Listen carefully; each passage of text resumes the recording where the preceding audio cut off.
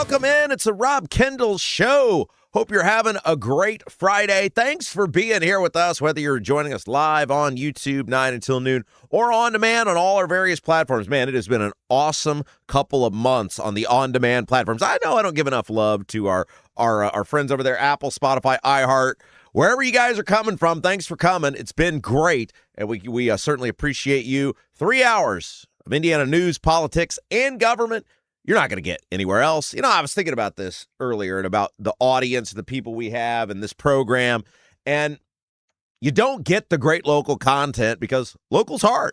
Got to put a lot of effort into it. You got to put effort into it as an audience, and so you just don't get it anywhere else. So thanks for being with us. We got tons of stuff to get to today. Coming up here in just a little bit, our pal, Jacob Stewart, deputy columnist, Indy Star, is going to be with us. And he wrote a column yesterday that has a lot of people pissed off. And he basically said it is too easy to form a political party in the state of Indiana. And people were like, I don't know what planet you're living on. It may not be planet Earth. Stewart's a good writer. He's a smart guy. I think he really, really, really missed the boat on this one. And so do a lot of other people. The column centers around Greg Ballard. And, of course, Greg Ballard has got the signatures. He's going to be on the ballot this fall. He's going to be running for Secretary of State.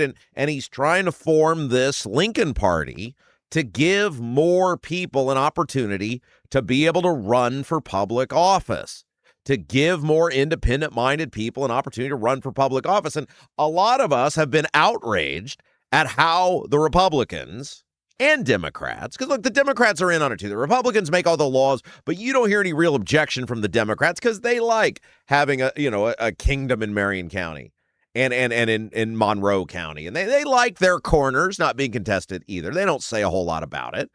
But it is clear that our laws are written to keep two parties in charge and to keep others from being able to participate outside of the confines and restrictions set forth by the two major political parties. And Greg Ballard is trying to break through that wall and open the doors up by forming this Lincoln Party for more independent people who otherwise would be completely cut off from being able to participate. Because remember, one of the things that came out when John Rust challenged the ballot access laws a couple of years ago was how few people can actually participate in the political process under a Republican or Democrat banner. Like 80% of the people are ineligible to participate.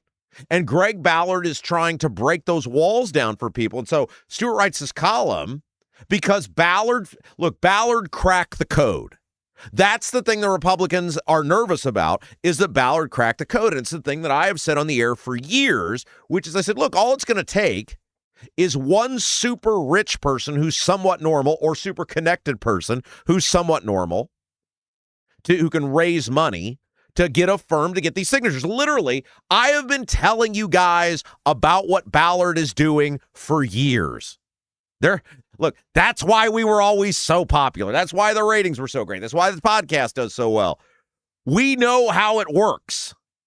And we said for years, if one super rich person who's somewhat normal or one super connected person who can raise money decides to run as a third party, they'll crack the code and the whole system crumbles down.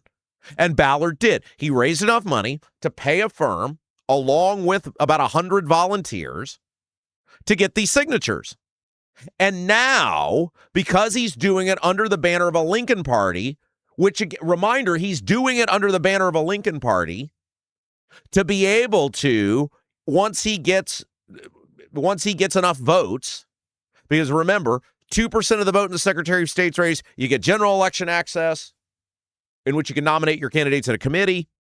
10% you get primary ballot access, which is the big prize, which means your candidates can run in a primary, which means millions and millions of dollars of taxpayer-subsidized advertising.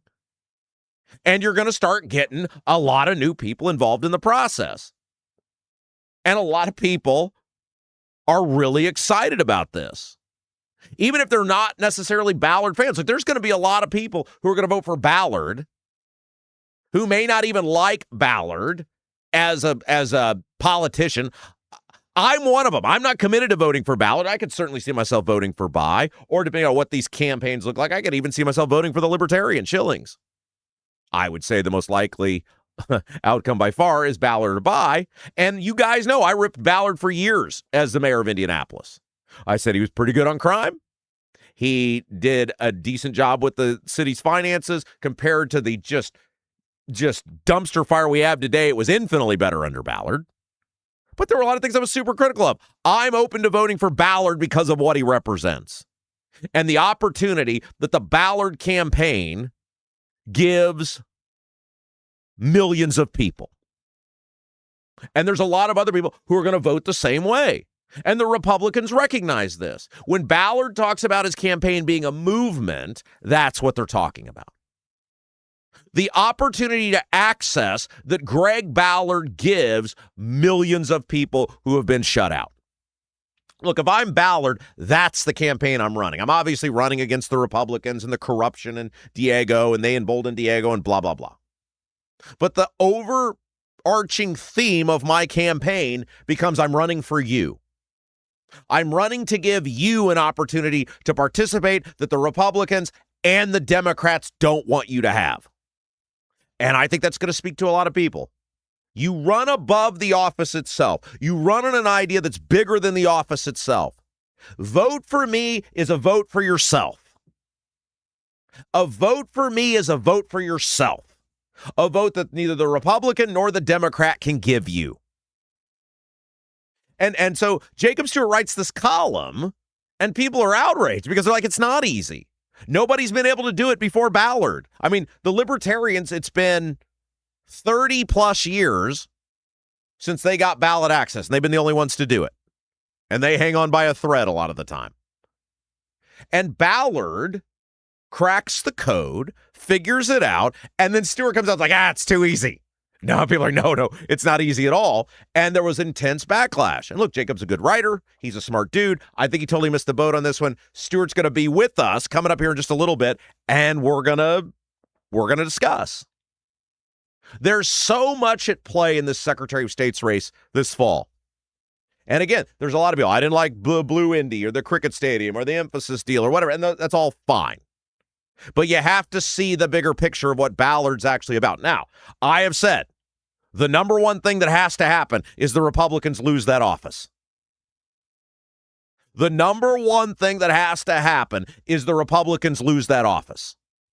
Because if they keep the office, England ain't going to do nothing to expose what Diego did. And all the Diego dirty deeds and all the corruption and all the unethical behavior is going to get swept under the rug. So I'm very candid with you guys about how I vote. I don't endorse anymore. I did that, and I got nothing but grief for it. So I said, we're out of that game. I will tell you how I vote, and I will tell you what votes mean this year.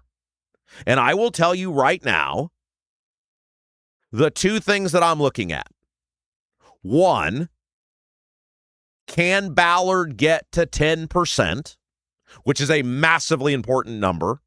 Because if he gets to 2%, yeah, okay, his party gets ballot access, but they're basically the Libertarians 2.0 then. You nominate at convention. You'll get some decent people, but the party probably likely just kind of shrivels up and fades away. 10%'s the number. If Ballard gets 10%, it's a massive game changer in this state over the next 4 years, and it starts making elections super competitive. But the other thing I'm looking at is how Buy's doing. Look, if you've got Ballard, I'm just making this up. I have no idea what the polls are going to be. Look, if Ballard gets a poll that shows him at 15% or above, game on. Somebody asked me yesterday, they're like, what do you really think's going on? Where do you really think the people are at? And I said, I don't know. I said, we're going to find out the first people who get an internal poll favorable to themselves. You'll find out. Now, the Republican standard for favorability is way higher than certainly Ballard's or Buy's standard of a favorable internal poll. I mean, if you get an internal poll and you're Buy, and I'm just making numbers up here, that shows you at 35 and England at 37 and Ballard at 15. I have no idea if those are the numbers. I'm just making stuff up. You're putting that out because now you're saying game on. Look at how close this is. If you're England and you get those same numbers, you're probably holding on to that because that shows the race is really close. So we'll find out when the first candidate gets an internal that's favorable to them and puts it out. But I would absolutely vote for Bye if, let's say, Ballard isn't gaining traction. He's stuck at 6. He's stuck at 7. And Bye becomes the only plausible scenario for that seat to be given to someone else, to get in the hands of someone else, so we can expose what Diego did. There's so much at play this year, and that's great for all of us. There's so much at stake, and that's great for all of us. Now, the Republicans are going to turn up the ass-kissing, especially from their friends in the media, in full force, because they know this is unlike an election they've ever had before. And you're going to have to look long and hard to get the truth about what's going on. So Jacob Stewart will be with us. It's a fascinating conversation. The backlash to me was very interesting that he got, and I think he kind of embraces it. And so we'll get to that coming up here in just a little bit. But we've got to start with some other stuff we're going to hit on today. Adam Krupp. Remember that he was the head of DCS, Department of Child Services. He disappears like for 3 months. Nobody knows where he's at. And then he reemerges, and they're like, hey, he's not the head of DCS anymore. He got this mysterious job as an advisor to the governor. Well, what's he do? Well, we're not going to tell you. Well, why did he leave DCS? Well, we're not going to tell you that either. And then Braun, because he can't keep his mouth shut, basically alluded to the fact that the guy Krupp had some sort of mental breakdown. And so finally, WRTV6, Kara Kinney, has done a great job of digging on this because it's a super important thing. You have a guy who was the head of one of the most important agencies in our state, a guy who was in charge of an agency that looks after children. He disappears. He keeps getting to keep the position. They won't tell you what's going on. Then he reemerges, and they're like, okay, he's not the head of that anymore. He's now a good advisor to the governor. Oh, and he's not taking any pay cut. Well, number one, that's our money. What's he doing for our money? And two, how do we know what he's doing is helping kids? And so Kara Kinney has done digging. She has been able to get some sort of documentation on what this guy does. Hint, it doesn't appear to be very much. And so we'll tell you about that. We've also got a fascinating story from the Star on this data center that it looks like is going in Indianapolis, and how the staff appeared to be, the city staff appeared to be vehemently against it, and then Hogsett's office got involved, higher-ups in Hogsett's office got involved, and all of a sudden they changed their opinion on it. And this story from the Star is fascinating, and it comes back to we have to get some very clear parameters around data centers. This article in the Star is very damning for the city because it appears to back up a lot of what those people had objected to with the with the Metro Blocks data center and the pushback that they had. And it appeared the city staff was behind them and then suddenly flipped and allowed it to go forward. So we're going to get into that. We told you the other day, one of the reasons we have stayed on this story about the Indianapolis wheel tax is whatever happens with that, it's going to embolden other communities. Bad government spreads like the plague. And, you know, guys, sometimes it's rare I impress myself anymore. I've been right about so much for so long, but damn, there's some days where I'm like, I'm good. And lo and behold, an article came out that a growing municipality in central Indiana, sorry, Jason, is about to do their own wheel tax deal. You pay, Jason, you pay. And we're going to talk about that. Look, nobody does local like us. And again, we do it because it's important. It's a lot of work. That's why most people won't do it. Certainly not the way we do it. It's a lot of work. Okay, we're going to get to all of that 3 hours of mostly Indiana news, politics, and government. Nikki Kelly from the Capitol Chronicle will be with us as well. We'll hit some of the biggest stories from the week that was, including this high drama with the IURC. But first, you guys know I am a fan of spite. I'm also a fan of somebody who's willing to play the long game when it comes to spite. And Marlin Stutzman appears to have done just that. And look, I got big issues with Stutzman, and we'll talk about all of it here. But on this one, I'm like, hey, good job, Marlin. Now, full disclosure. So let's remind you of who Marlin Stutzman is, and then I'll tell you what he did, because it's great. You got to give the guy credit for this. Marlin Stutzman is a congressman in Indiana from the northeast part of the state, the Fort Wayne area. He was a member of the Indiana General Assembly in the 2010s. He ran for Congress. He won that seat. And he served in Congress for several years. And then in 2016, he decided he was going to run for United States Senate. Dan Coates had been our senator, Republican. He was retiring. Stutzman decided he was going to run for Senate. And in that Republican primary in 2016, it was Marlin Stutzman, Todd Young, who was a congressman at the time from the 9th Congressional District down in southwest Indiana, and Eric Holcomb. Eric Holcomb was the former GOP party chair at the time. He had also been a top aide to Dan Coates. I think he was the chief of staff.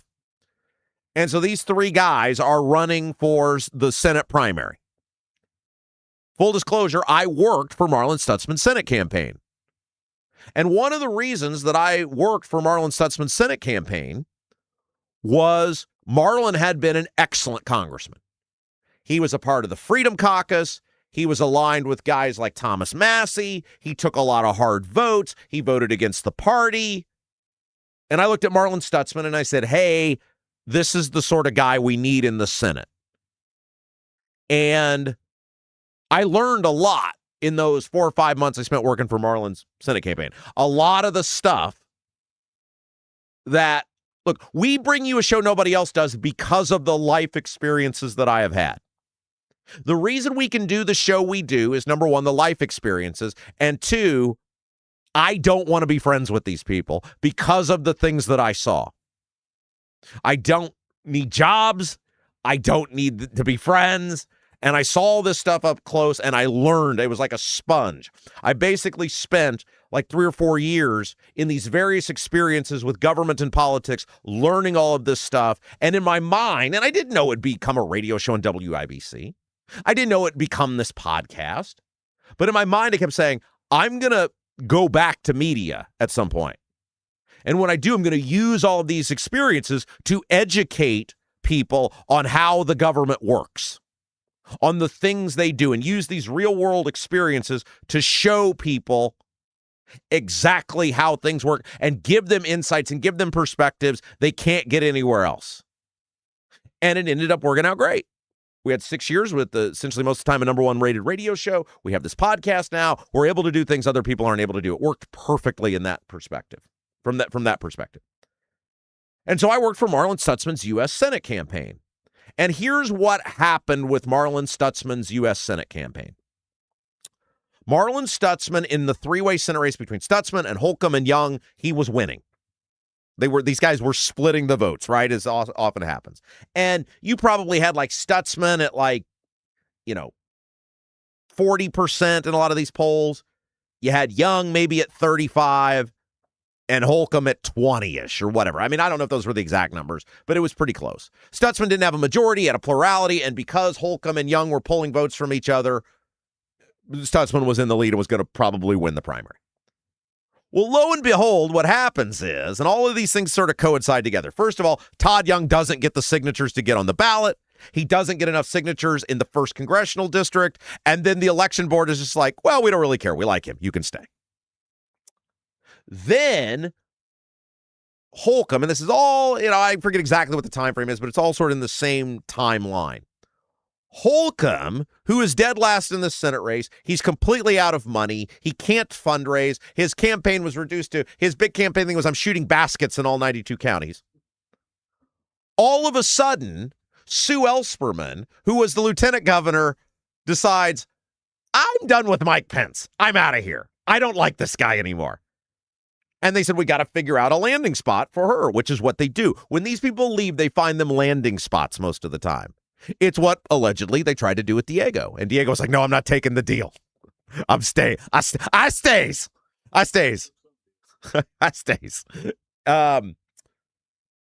According to Abdul and others, they were trying to find him some sort of landing spot. He didn't trust them, and they didn't trust him, and so he just was like, I'm staying.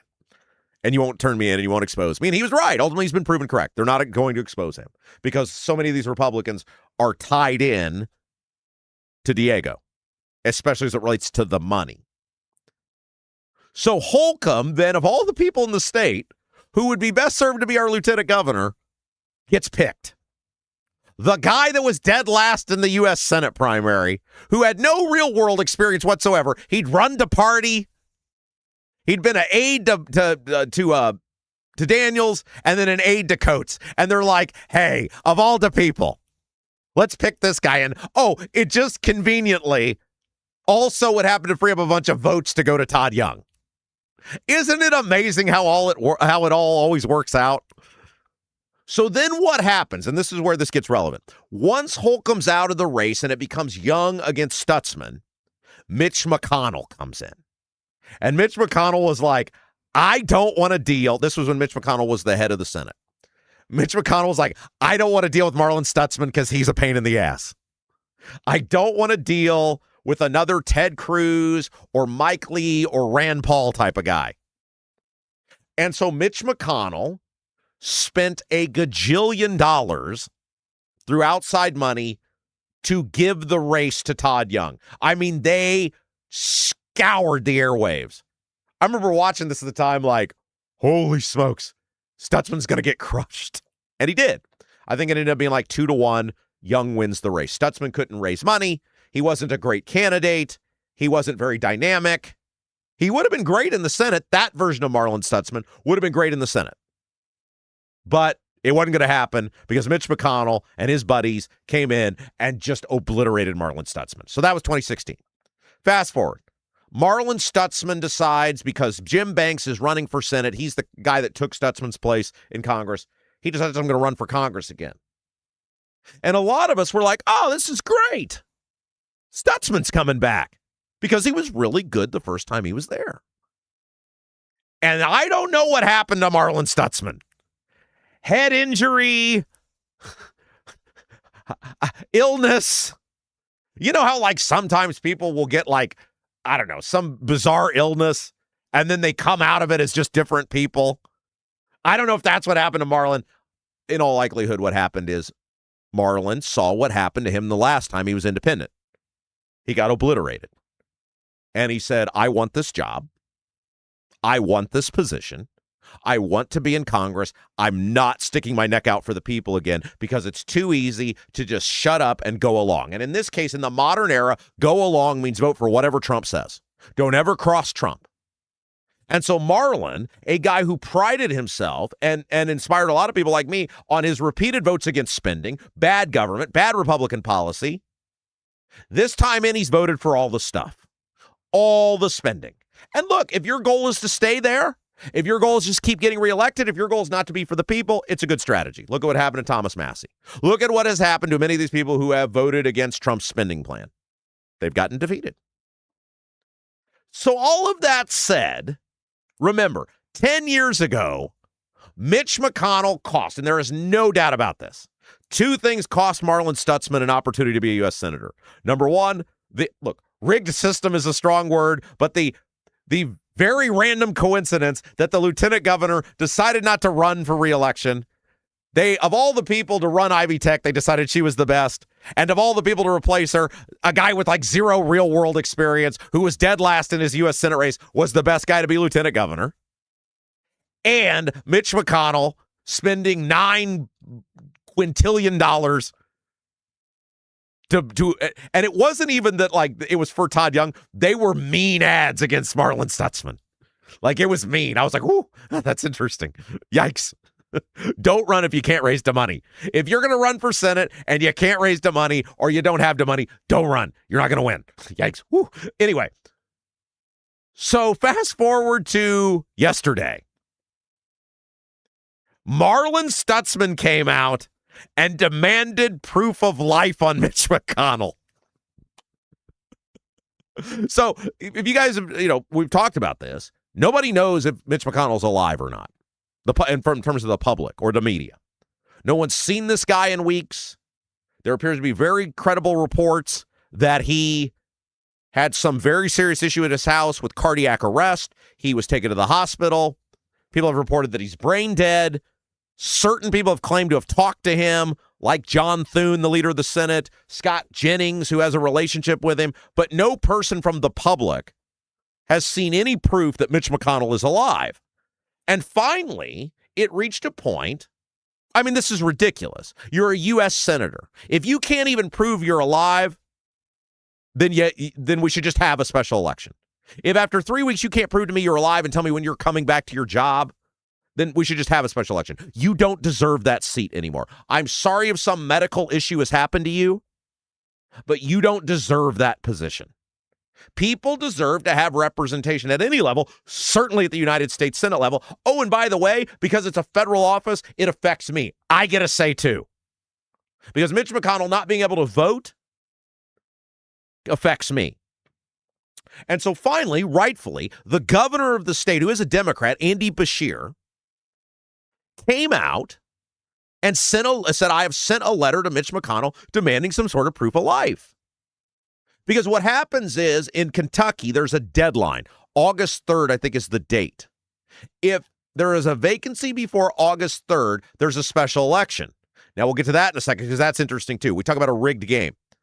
But there's a special election, which could certainly open it up for the Democrats to maybe win that seat. If there is not a vacancy before August 3rd, the seat remains open. And a lot of people think the Republicans, the reason they don't want any part of this is they are fine with the seat remaining open. They got a much better chance to be able to hold on to the office because there's an election this year. Mitch McConnell is retiring at the end of his term. He's filling out the end of his term, and then he's retiring. And the Republicans are like, it'd be much easier just to let the thing play out, to win the election, and then, we'll go back business as usual, versus if we got to have a special election and then another election, and depending on who we nominate, like they're very concerned. They're not concerned about your representation. They're not concerned about you. They are concerned about holding on to the seat.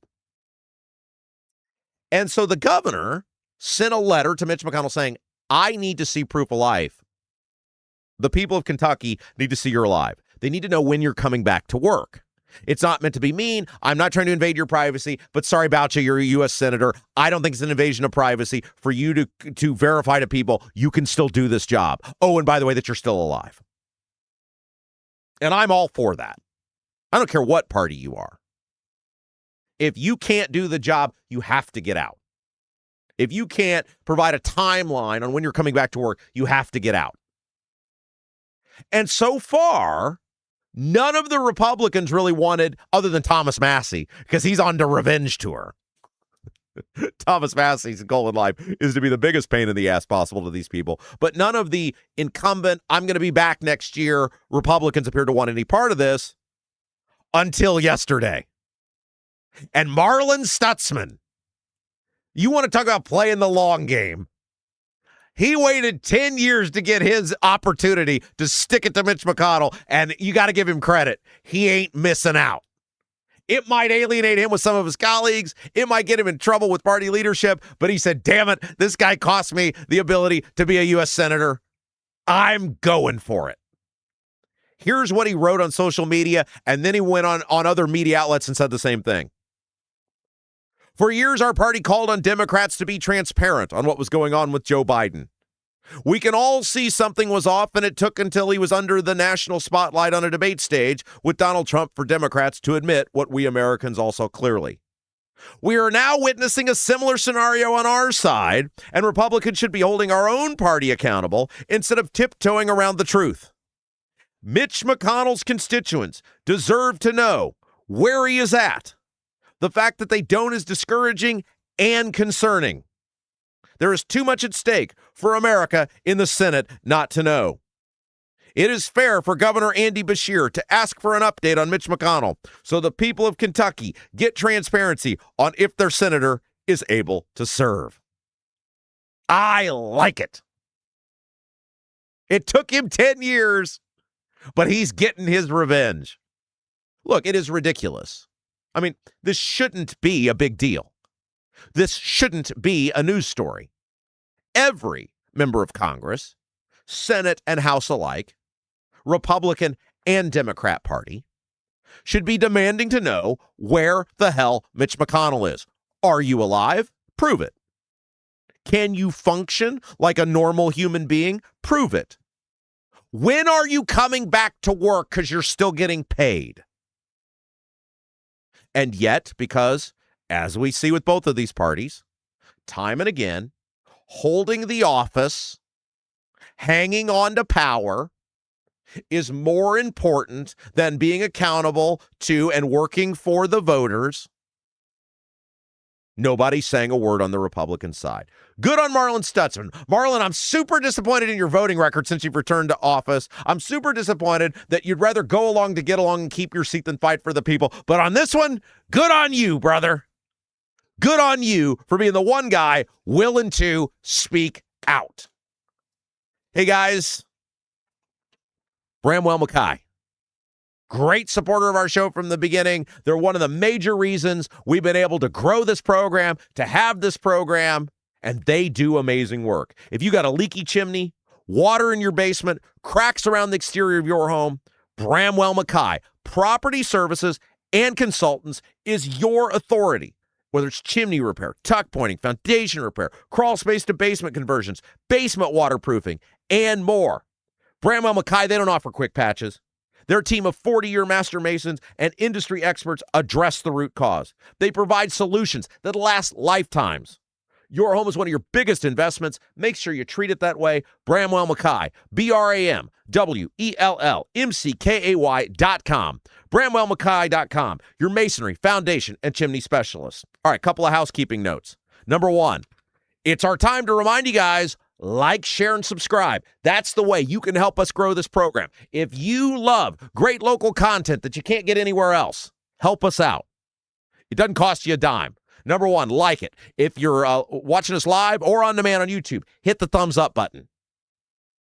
If you're watching us on the YouTube or any outlet, whether you're listening to us on Apple, Spotify, iHeart, you know we're on demand all the places. That's how this show works. You watch us live here, and then we go to on demand on all the places. Share the feed out of wherever you're getting us from. Man, the Apple, iHeart, Spotify stuff, the on-demand stuff has been gangbusters the past couple of months. It's been great. And so we welcome all of those people wherever you're listening to us from. Thank you for being a part of this with us. Share us out. Help us grow. Whether you got a Facebook, a Twitter, whatever it is, it really helps us, guys. And last but certainly not least, subscribe to our platforms. All the ones you're getting us on. Like, share, subscribe, your way to help the Rob Kendall Show grow. Another reminder, don't forget, we're having a party. Well, John Rust is having a party for you, and you're invited. October the 3rd, it's a Saturday. We're celebrating. John's celebrating the 250th birthday of the United States of America. He's doing it at his palatial Rust estate in Seymour, and all the Rob Kendall Show listeners, viewers are invited. Here's what it's going to be. Patriotic music, antique car show, lunch catered by Double D's. I, Rob Kendall, am going to give a little speech about how awesome the country is and a whole lot more. You got to RSVP. It starts at noon, Saturday, October the 3rd. It's Jason's birthday. There's going to be a birthday cake. It's going to be a big old party, and John just loves you guys. You know, the thing I love about Russ, he never asks for anything. Like, I've never seen a guy be more supportive and never want anything. I live in a world where everybody wants something, and then usually they just stab you in the back repeatedly. Rust, he never asks for anything. He's like, hey, I love your audience. Let's have a party. All you got to do is RSVP. It's going to be so much fun. Email rustforamerica@gmail.com, rustforamerica@gmail.com. Come join us. Come hang out with us Saturday, October 3rd in Seymour. All right, let's take a break. When we come back, Jacob Stewart from the Indy Star is going to be with us. He wrote this column that he's getting all sorts of pushback on, saying it's too easy to start a political party in Indiana. This is going to be a fun conversation. I think Stuart totally missed the boat on this. We'll have the conversation when we come back. You're watching Rob Kendall Show. Right now, everything's expensive. That includes things you need around the house. If your water heater, water softener, or well pump goes out, or even if your toilet stops working, you could be looking at a major expense. Don't let your next call to a plumber break the bank. Call John at Black Sheep Plumbing.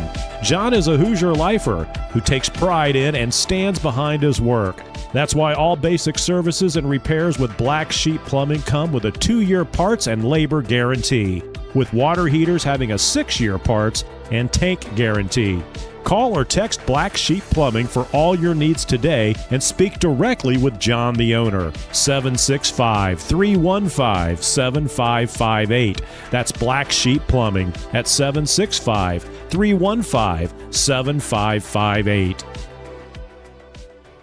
Did you know Honeysuckle Hill in Brazil offers more than just a fabulous made-from-scratch meal at the bistro? It also has an adjoining cottage, great for a perfect, relaxing weekend away with a scenic waterfront view. The cottage offers 3 bedrooms, 2 baths with spa-like tile showers, full kitchen, living room with fireplace, laundry facilities, and a full deck overlooking the lake. And Andy, one of the owners, delivers breakfast in a picnic basket at 8:30 each morning. Plan the perfect weekend away at the scenic Honeysuckle Hill property on the water in beautiful Brazil. Book today by visiting their website at honeysucklehillb.com. Are you seeing cracks in mortar, moisture working through walls, facade or structural failure beginning to surface? Bramwell Mackay sets the standard for exterior and structural building solutions. Our 40-year master masons and industry experts address moisture intrusion, failing foundations, masonry deterioration, and more. From preserving historic landmarks to addressing modern building envelope issues, Bramwell Mackay delivers full-spectrum service with white-glove professionalism. In Indianapolis, call 812-33-BRICK. 812-33-BRICK.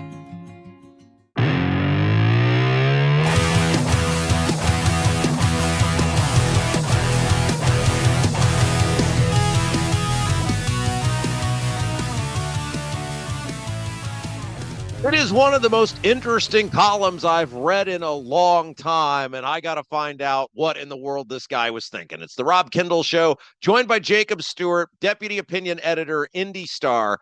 We referenced the column today on the show, which will now be yesterday by the time this airs, and you have a column saying it's too easy to start a political party in Indiana.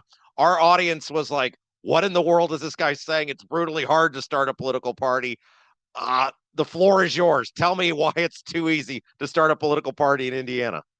Yeah, sure. So the title, is meant to get you interested, of course. What I'm actually saying is a little bit more complicated, and I'd put it very succinctly as this. It's too easy, in my view, if you can spend a ton of money to get on the ballot and get automatic political and automatic ballot access, really, for a party that doesn't exist yet. It doesn't have a platform. It doesn't have county organizations. And in all likelihood, it'll get maybe 2% to 10% of the vote. I don't think it'll pass that 10% threshold in the Secretary of State's race to get primary ballot access. And that's really key here, because if you don't get primary ballot access, the Lincoln Party, that would be Greg Ballard's proposed political party, would nominate all their positions by convention. And, I've said before, I'm in favor of conventions, generally speaking, to nominate people. The Republican Party does it. The Democratic Party does it for certain positions. The Libertarian Party does it for all of their positions currently. But the thing is, all of those parties have established identities. They have factions. They have people that hold the establishment accountable there. That would not necessarily be the case in a party with no platform and nothing to hold people accountable to. If the thing that attracts people to this party is Greg Ballard, the person, then in all likelihood, Greg Ballard will have a vast majority of the power and those who are a part of his campaign currently. It'd be a totally different story if it was a primary. Okay, let's start with this. It's kind of ridiculous. You have to get 37,000 verified signatures to run for public office. Take the political party out of the equation, right? Can we agree that's ridiculous? I totally agree with you. Signatures mean absolutely nothing.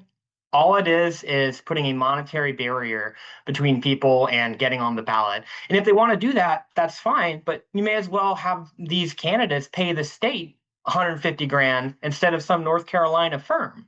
Well, so okay, so in the car article, and again, I get what you're doing, Stuart. I understand. Game recognizes game.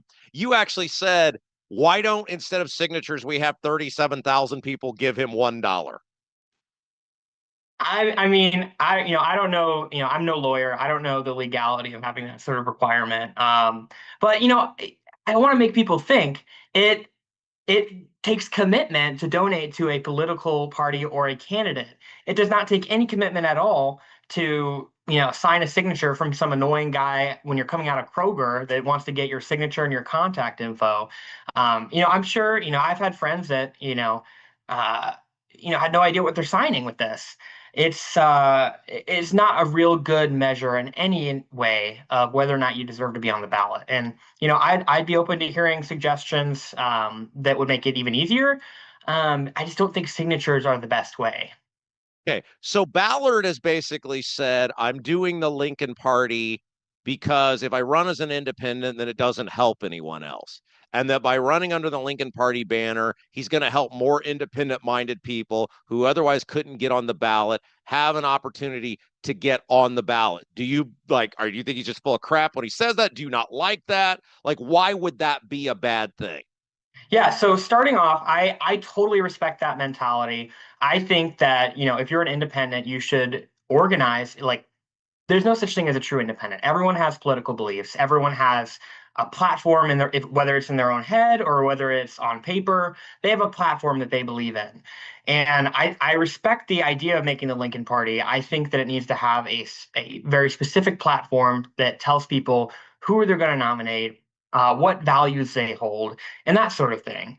I think that that should be a requirement, especially if they're not going to get primary ballot access. They need to have standards that they're telling people before they're asking them to essentially give them automatic ballot access. Before they ask voters to give them that, they should tell them what they're going to do with it, essentially. One of his arguments, I think, is it's a non-political office, and the problem is these other guys running are super political, whether it's By or whether it's now Engling. Obviously, it was going to be Diego before Ballard got in. Do you buy that he's going to say, look, I'm not going to put a bunch of political rules down. I'm running on a non-political office. I'm running to help other people have access in the future. We'll kind of figure it out afterwards. Is there any validity to that? Because the Secretary of State race, which the Republicans have set up as the standard barrier, should be a non-political office. Yeah, I don't think there's any such thing as a non-political elected office. Whether or not, in the standard administrative functions of that office, you are involved in lobbying or whatever for certain positions, and you certainly are. The Secretary of State goes in front of the legislature all the time to advocate for certain bills, certain policies. They've done studies on municipal elections and when to hold them. So it is definitely a partisan office, and if there is validity to Ballard's argument that it is a mostly administrative role, then it should just be appointed. Because if that's the case, then there shouldn't be any problem with that. But I don't think a lot of the people that advocate for Ballard would say that they would want that. But yeah, again, nothing is non-political these days, especially.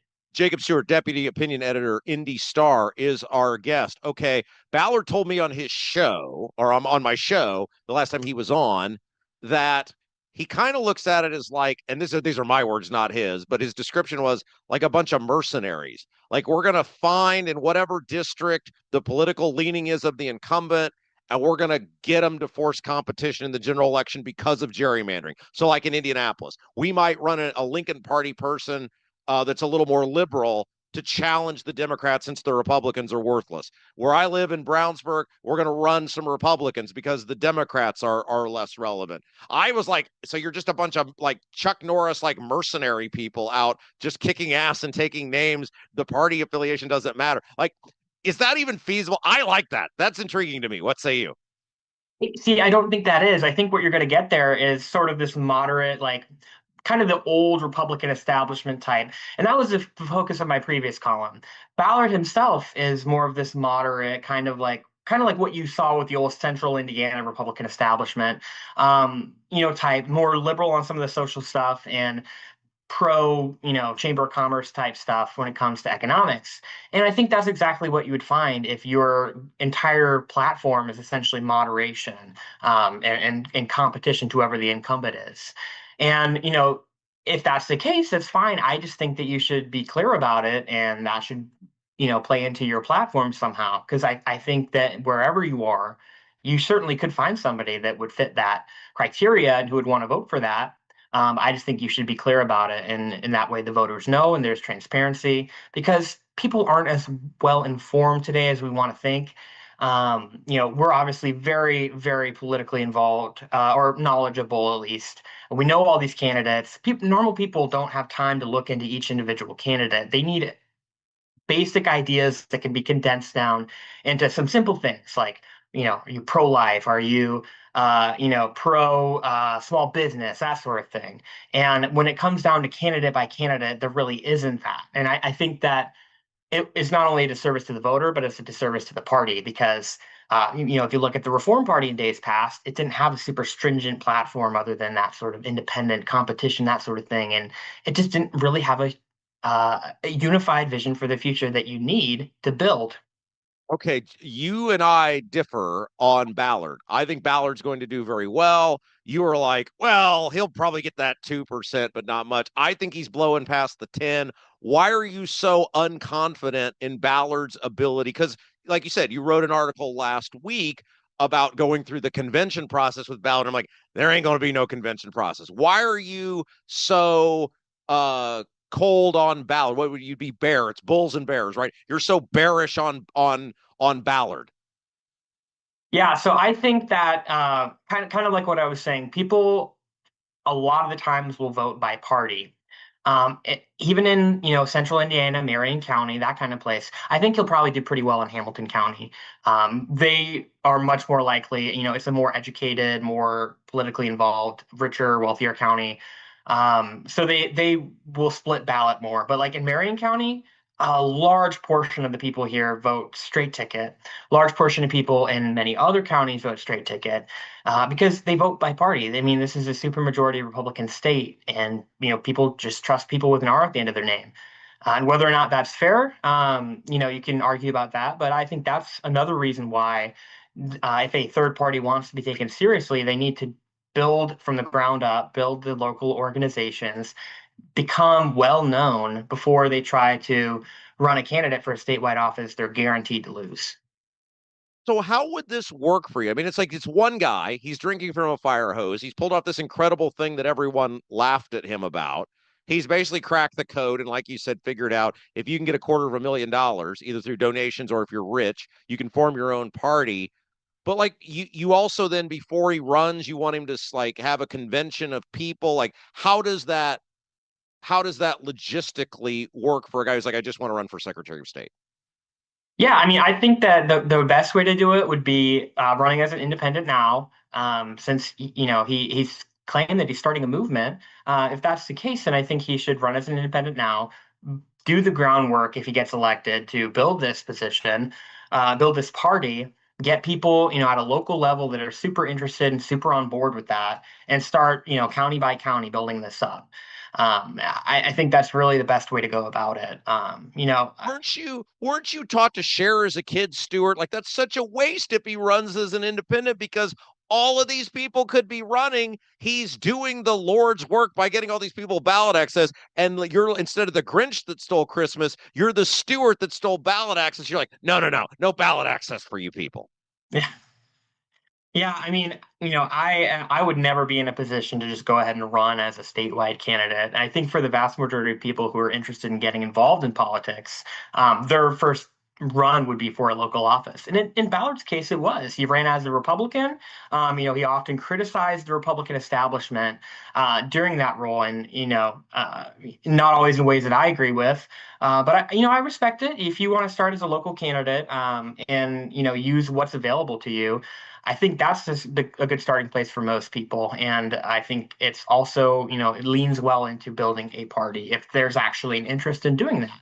There's a very popular mayor in Huntington that I spoke to a while ago that is an independent. And, I think that there is definitely an interest in people, especially if you have like a popular candidate, that they could build a movement at a local level uh, without, you spend a couple of years at it, you have people all across the state doing it, and it builds and builds, and that's momentum. And I think that that's one issue with state law currently in the ballot access requirements is that it incentivizes third parties to do the exact opposite. Start at the top level and hope that something emerges at the end, which in all likelihood it won't. Say I make you the czar of whatever it would be, and you could create ballot access laws, because you and I agree that 37,000 signatures is ridiculous. He's playing by the rules that have been set up, which is sort of the premise of your column.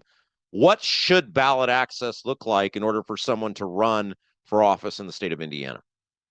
Yeah, I mean, I think it should look similar to, if you want to run as an independent, even if that means you have to create the party of Greg Ballard solely, I think that should be the route. First of all, you need to create an organization to support you and whoever you care about. And I think that there should be some sort of membership or, requirement that shows that people are committed to this office. And I think at the same time, there should be an example. So you have a local elected official that's part of your party. I think voters need an example of how your party would govern. And, I don't know exactly how you would do that. In the column, I say, basically I reiterate what the Libertarian Party currently has, about 700 members.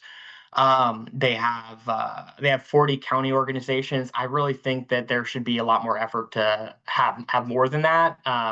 Ideally, in every county, there should be a county organization, and then at least one elected official. The Libertarian Party has 12.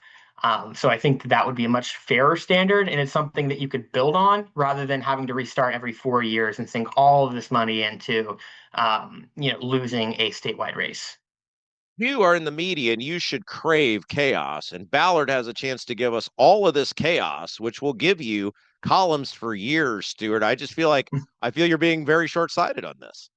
I'm very interested to see, especially if, in the Indianapolis mayoral race, if there's some interest there with an independent candidate, because I don't think that Republican is going to win in, decades. So I'd be interested to see there being actual competition there. So we'll see. It's one of the most interesting columns I've read. I think he's full of it, but he's a good writer and it's interesting. And that's the thing I like about you, Stuart. Stuart, you're a troll merchant. That's what I love. You troll people without trolling them directly inside your column. And like I said, game recognizes game. And I know you knew when you wrote that you were going to make a bunch of people mad. Go read it. It's too easy to start a new political party in Indiana. The author is Jacob Stuart, deputy opinion editor, Indy Star. Thank you, my friend. Thanks. All right, we'll take a break. We'll be back. You're watching Rob Kendall Show. Is the inside of your house a total mess, like a complete dumpster fire? Call AJ's Picture Perfect Cleaning. When you walk into your house after using AJ's Picture Perfect Cleaning, you will see and smell the difference. They take great pride in their workers and treat your home like their own. All cleaners pass through a background check and drug screening. Call today and mention you heard about AJ's Picture Perfect Cleaning on the Rob Kendall Show, and you will get an incredible $50 off your first clean. AJ's Picture Perfect Cleaning serves all of Central Indiana. Book your appointment today by calling 317-530-8148. 317-530-8148. If authentic wood-smoked barbecue is your thing, Double D's Barbecue in Clayton is the place for you. Owners Dennis and Tina Duncan, along with their son Garrett, are from Memphis. So when it comes to barbecue, they're not screwing around. No pellet smokers, no roasters, just authentic wood-smoked Memphis-style barbecue. All of Double D's food is cooked fresh daily, and it's all made from scratch. Double D's Barbecue, located at 40 and 39 in Clayton, is open all day, Wednesday through Saturday, but get there early because once they're sold out, they're done. Check out the full menu, ribs, brisket, and more at ddbbq317.com.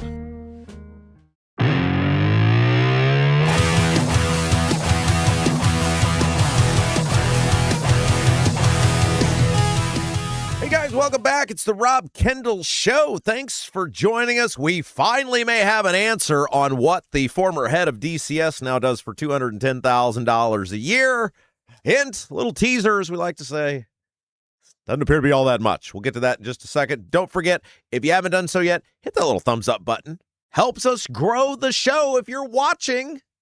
If you're enjoying the program, we don't ask for much. Just hit that little thumbs up button, and it really helps us out, whether you're live or on demand. Hey, guys, it is Friday, and that means it's Mississippi farm-raised catfish. That's the special at Double D's Southern Barbecue in Clayton. They do it all when it comes to barbecue. Authentic, wood-smoked, Memphis-style barbecue. They've been the winner of Best Ribs and Best Sauce at Rib Fest in Hendricks County. And everything is made from scratch each day. So get there early, because once it's gone, it's gone. Open Wednesday through Saturday, so an opportunity for you to get out there this weekend. And as we said, the special tonight and tomorrow, Mississippi farm-raised catfish. Not that crap you get from the store. It's the good stuff. Check out the menu. Ribs, brisket, and more, ddbbq317.com. ddbbq317.com. Right there in Clayton, right there 4039. Totally worth the trip. Double D's, Southern Barbecue in Clayton. Okay. Our friends over at WRTV6, Kara Kinney in particular, she has been all over trying to get the truth on what happened with the former head of DCS, Department of Child Services, Adam Krupp, and what in the world is going on now. Now, little bit of a reminder for everybody. Here's what happened. So Adam Krupp is a political insider. He had run for attorney general a couple of years ago. He's been all over state government over the years. He's very connected. Braun makes him the head of Department of Child Services when he gets elected.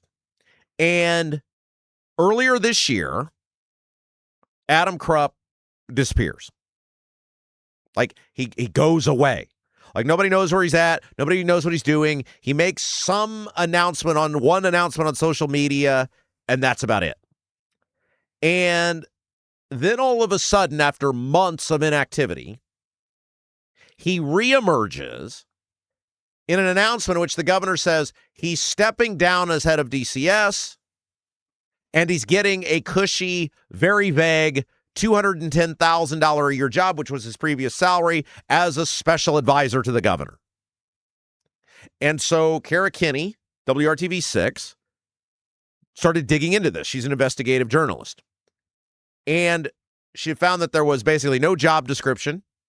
The job wasn't posted. Nobody has any idea what this guy does, and the governor's office won't say. $210,000. And the bigger issue is, I mean, that's a big issue. What do you do for $210,000? What is it that you say that you do here? But the bigger deal is that we have no idea why exactly this guy disappeared from state government. Was he getting paid the entire time he was off? Why did he disappear? The governor appeared to allude to the guy having some sort of mental breakdown. And the question then becomes, hey, sorry that happened. Sorry you couldn't deal with the stress of the position. Why are you back here? If you can't do it, look, stressful jobs are not for everyone. There's lots of people who have great talent who recognize I can't be in charge, especially of something as big as child services, which is a very, very stressful job. You know, there's a lot of people who don't want to do what I do because every day you got to go in front of people in camera. And that's okay. There's nothing wrong with that. There's a lot of jobs I wouldn't want that other people are qualified for. But part of being in a position of authority in state government, especially the head of an agency, is you got to deal with stress. And if you're not cut out for it, then go somewhere else. According to WRTV6, new documents are shedding light on what the governor's special advisor on child welfare has been up to since he was appointed in April. Now, guys, little teaser disclaimer. I'm going to read you some of this. It doesn't appear he does much. Yeah. He's the new Raju. He checks onto businesses. Here's the first part of this that's very alarming. Krupp works fully remote, according to the state personnel department. And my question is, how the hell does he do that, given the fact that the governor had a return to work mandate? How is it that Adam Krupp has a special job that allows him to work fully remote when the governor issued a return to work mandate for state employees? Again, it comes back to repeated special behavior, special treatment that appears this guy is getting. His reports show, according to our WRTV6, meetings with lawmakers, DCS leadership, and consulting firms, vendors, and organized AI experts. Reviewed DCS website, conducted research on child welfare legislation and best practices, conducted state-by-state review of child welfare systems. Also, planned trip to South Bend to visit Notre Dame's research facility. Ooh, hope he didn't break a sweat doing that. Oh, damn, I've got to plan a trip to South Bend. How the hell do I get there? Oh, yeah, you get on 31.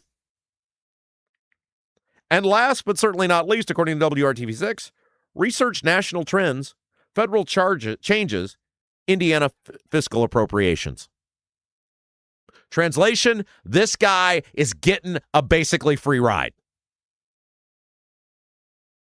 This is disgusting that this is what this guy's doing while working from home while other people have to return to work, and he's getting paid $210,000 a year plus benefits. He is getting this position because of who he is. And Braun, the guy that was supposed to be Mr. I'm reforming the government, is enabling it. And look, Braun gets no grace on any of this because of look at who he appointed in the case of Jennifer Ruth Green. A person who played so fast and loose with the rules, she resigned her position and paid, I believe, the largest ethics fine in state history. Braun doesn't have a good track record of these appointments. According to RTV6, Krupp has not responded to requests from Indiana's I-team to talk about his special advisor role. Nothing says confidence in my position like refusing to respond to requests to talk about your position. Newsflash. If a media agency is like, Rob, I'm going to run a story on you about your show and the position that you have, I could talk about it all day. This guy makes $210,000 and he won't talk about what he does. Quote, it's not the best use of taxpayer dollars, said State Senator Fatty Cadora. Those are administrative, clerical-type functions that could have been absorbed easily under any regular management position or even a lower entry-level staff member within the agency. That type of work does not warrant $200,000 annual salary. Perfect. Everything this guy appears to be doing appears to be something that someone else could be doing. There's nothing in here that you would go, thank God Adam Krupp was there. Oh, these kids would have been screwed without Adam Krupp. The only person who appears to be screwed without Adam Krupp being in this position would be Adam Krupp. Cadora goes on to say, that flies against everything the governor has said. Bingo, right? Braun's Mr. Government Reform. I run the business. Remember? Would you run your business that way, Governor Braun? If some guy disappeared for 3 months and then you say basically has a mental breakdown, would you give him a cushy $210,000 job that other people could be doing? The answer is hell no, you wouldn't do that. You're doing it because he's politically connected, and you're doing it because it's someone else's money. Quote, that flies against everything the governor has said, and to me, at a time when the state is reducing benefits and programs for the most vulnerable, said Senator Cadora. This does not make any sense to me. And after reviewing the job or the tasks that were performed, I am more convinced that this is not appropriate. Right. We have laid out how things like FSSA, DCS, slashing benefits, taking away money from parents who are looking after their severely disabled kids. But we have $210,000 lying around for this guy, plus benefits, by the way. So way more than $210,000. I mean, you think about this. Between Diego's vehicle history reports that weren't used and Adam Krupp, we found well over $500,000. Just those two things. How many parents would be able to look after their severely disabled kids? We'd be able to reimburse them for that, giving them a better life if we just eliminated Diego's unused vehicle history reports and Adam Krupp. But we'll tell you, the state will tell you with a straight face there's no money. But yet, they found $500 million, sorry, I showed that very short, $500 million laying around to suspend the gas tax. There is not a lack of resources in our state. There's a lack of competently managing and allocating those resources. This is gross. Look, I feel sorry for any person that has a mental breakdown or has mental health issues. They're very serious, and they should be treated as such. But it doesn't entitle you to a $210,000 a year job just because you have mental health issues. You were in a position of leadership. You took the job. You knew what the job entailed when you took it. The guy's been around state government forever. He's run for attorney general. You don't get to stay there, and I'm not obligated to find a position for you as a taxpayer because you couldn't cut it. Go do something else. It's not for everyone. It's no different than we talked about yesterday with Graham Plattner. People's personal lives are their personal lives. I don't care about them. Whether you screw around on your wife or whatever, it's none of my business. I don't care. I don't care. Unless you want to be one of the most 100 powerful people in the country, then I do care. Because you're going to lord over me. And if you're going to take my money and you're going to get to tell me what I can do, and you're in charge of things like national security and border security and all these other things, then I get to know. Graham Plattner's not a victim, the same way Adam Krupp's not a victim. You work for the taxpayers. Then we get to know about you. This guy should not be in this position. It's a complete waste of money. It's a complete giveaway. Braun should be ashamed of himself. And great reporting by Kara Kinney. Because if Kara Kinney hadn't done the work on this, nobody would be talking about it. I mean, remember, we were talking about where the hell is Adam Krupp? I'm just woefully busy and don't have the ability to do the investigative journalism that she does. That's my response to people when they ask me to do something now and I don't want to do it. Yeah, I'm woefully busy. There's where that came from. You know, my kid is a huge fan of the Veggie Tales, and there's one of the episodes of Veggie Tales where the guy doesn't want to do anything and he keeps singing how he's woefully busy. That's me. I'm woefully busy. This is gross. Good reporting by Kara Kinney. Hey, do you guys have a dog but don't have a fenced-in yard? Your HOA won't allow a fence? Worried about having to watch your furry friend anytime you go outside? Avoid the blazing hot summers and freezing cold winters with All-American Dog Fence. All-American Dog Fence is the cost-effective, easy-to-use, in-ground fence system to keep your dog secure and give you peace of mind anytime they're outside. All-American Dog Fence, locally owned. Kelly and Jeff have 3 dogs themselves. They so believe in the product they bought the business. Speaking of which, the business they bought used to be called Indiana Dog Fence. Indiana Dog Fence. For years, provided great service to people. Bob Swarm, the former owner, huge fan of our show. Kelly and Jeff, the new owners, huge fan of our show. So if you're wondering, like, where did All-American Dog Fence come? They've been around providing great service for years. Used to be called Indiana Dog Fence. You can get your service done at a much cheaper price than the big guys and get better customer service as well. If you've been thinking about taking care of your dog, which I know many of you have, All-American Dog Fence is the answer. 317-862-6606. 317-862-6606. Or visit their website, allamericandogfence.com, allamericandogfence.com, and listen to this incredible deal. You mentioned the Rob Kendall Show. You mentioned the Rob Kendall Show, you get an incredible $200 off. $200 off simply by mentioning the Rob Kendall Show. All right, let's get to some audio. We got some good stuff for you today. First of all, let's start with, speaking of woefully busy, I'm woefully disorganized. Here we go. There it is. Bam. It's so hard. You guys have no idea the work in putting together a 3-hour show. I never realized this until I didn't have it anymore.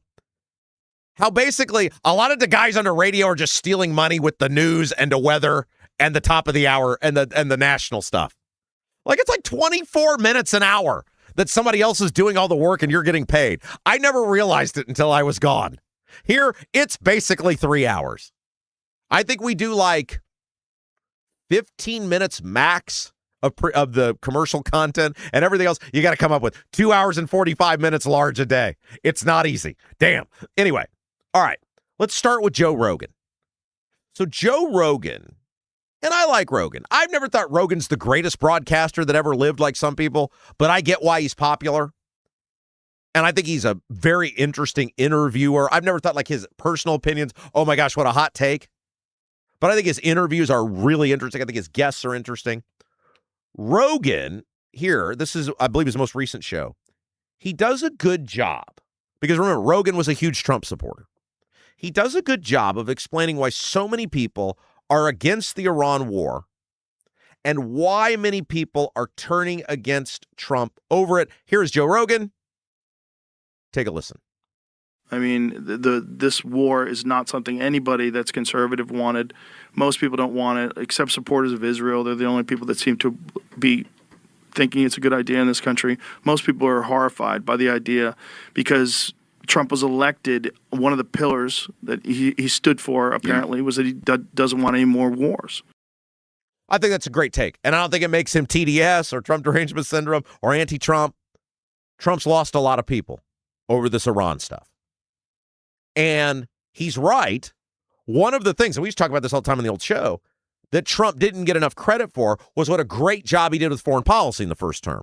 Primarily securing peace for the United States, strengthening our military, and not getting us involved in any new conflicts. And that was a selling point to a lot of people, is that Trump, and that was one of his pledges, and he did a great job with it. And look, people just don't see the benefit of this war. I'm sorry they don't. Trump has done a horrible job of selling it. Horrible as in non-existent. I think Trump thought he was going to take these guys out and the people of Iran were going to step up and it was going to be easy cheesy. It's the same mistake we made in Iraq, which is ironic because Trump spent all those years bitching about Bush and Iraq. I think it's fascinating that Trump became the thing that he always used to talk about. The American people see no benefit to this war, by and large. The same people are still in charge. Gas is more expensive. There appears to be no clear plan on how to win this war or bring it to an end.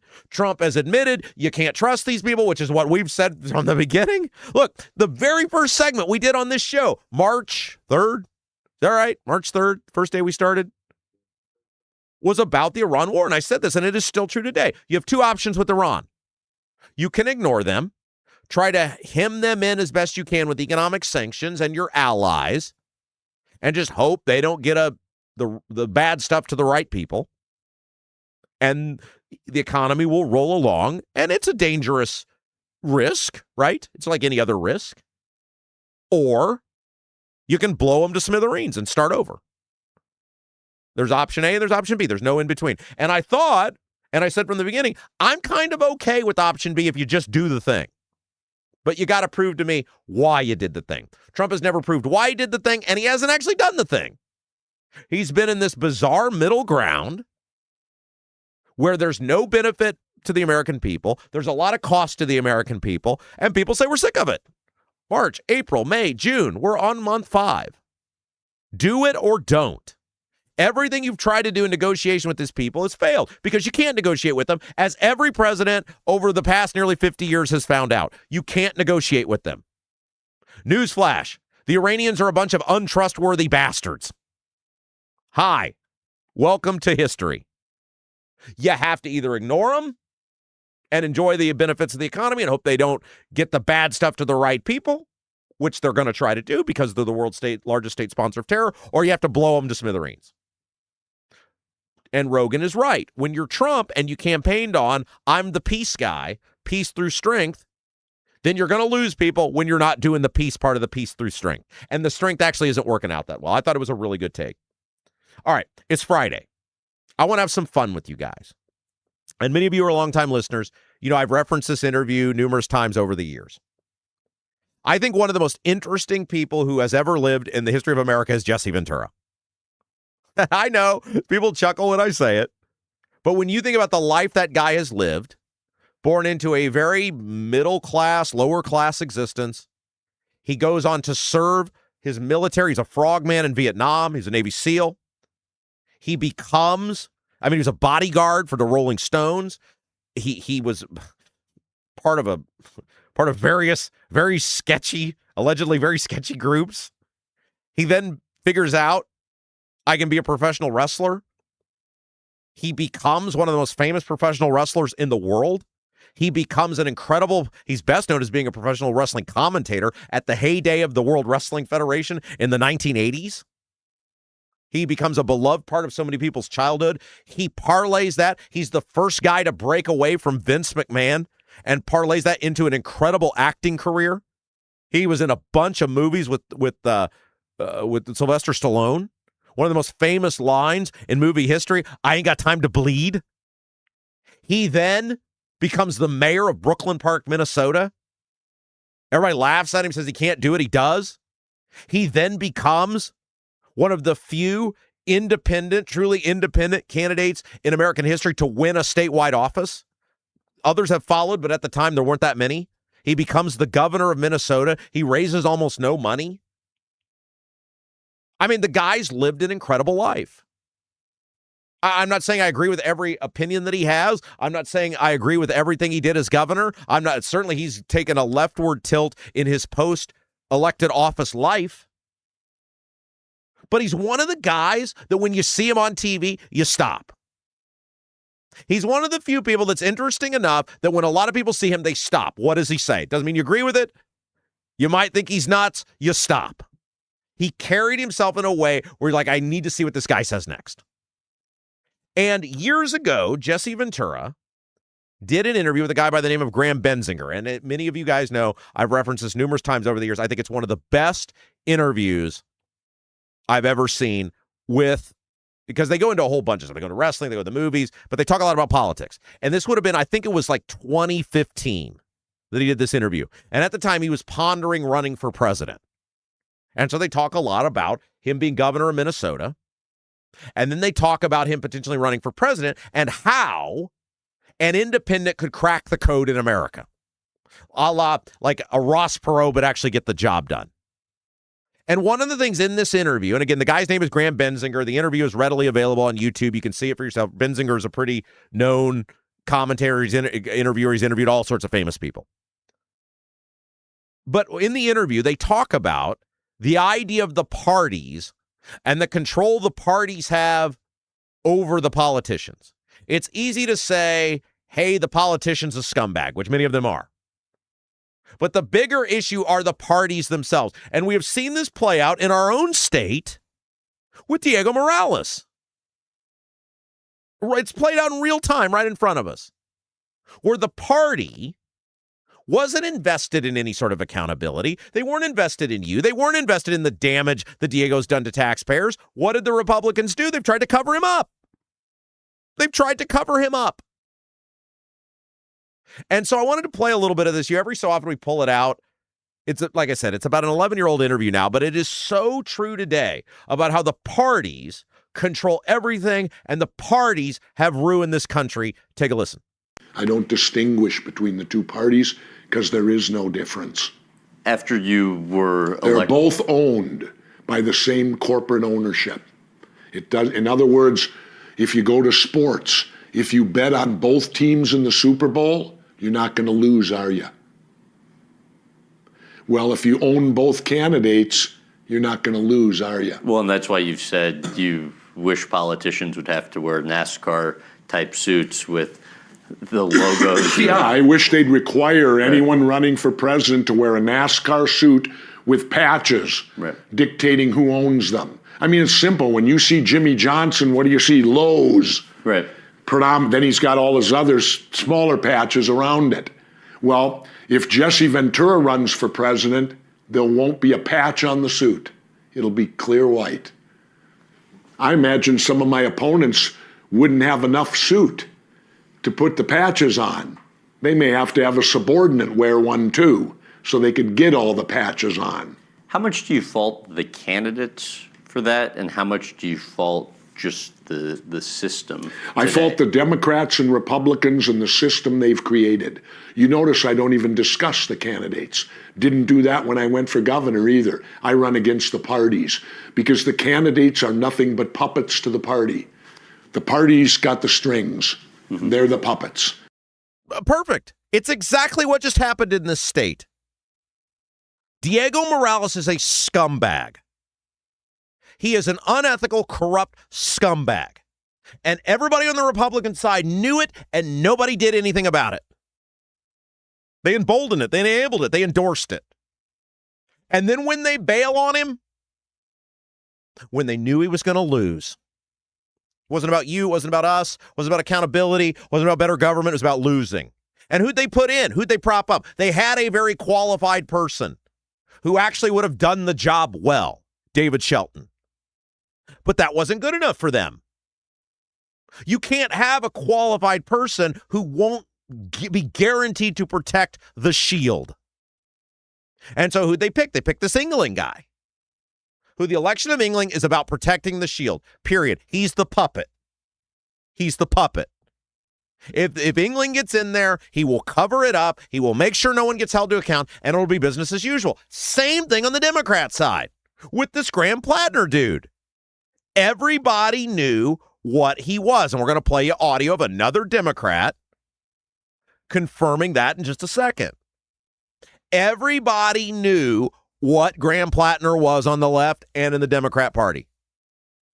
And they all kept excusing it. Everything that would come out.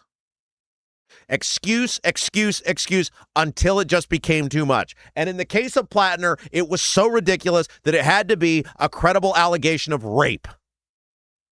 Period. That's what did him in.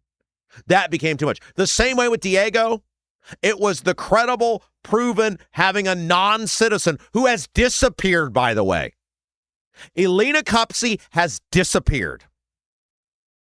It took a credible report of a non-citizen rising to his deputy chief of staff. These people only threw these individuals out when the corruption, the scandal, the behavior became too much. He's right. The candidates are puppets to the party. And every so often I pull that interview out in little pieces and play it for you guys because he's absolutely right. And so you have to think about that when you vote this year in that Secretary of State's race. Are you tired of puppets controlling what you do?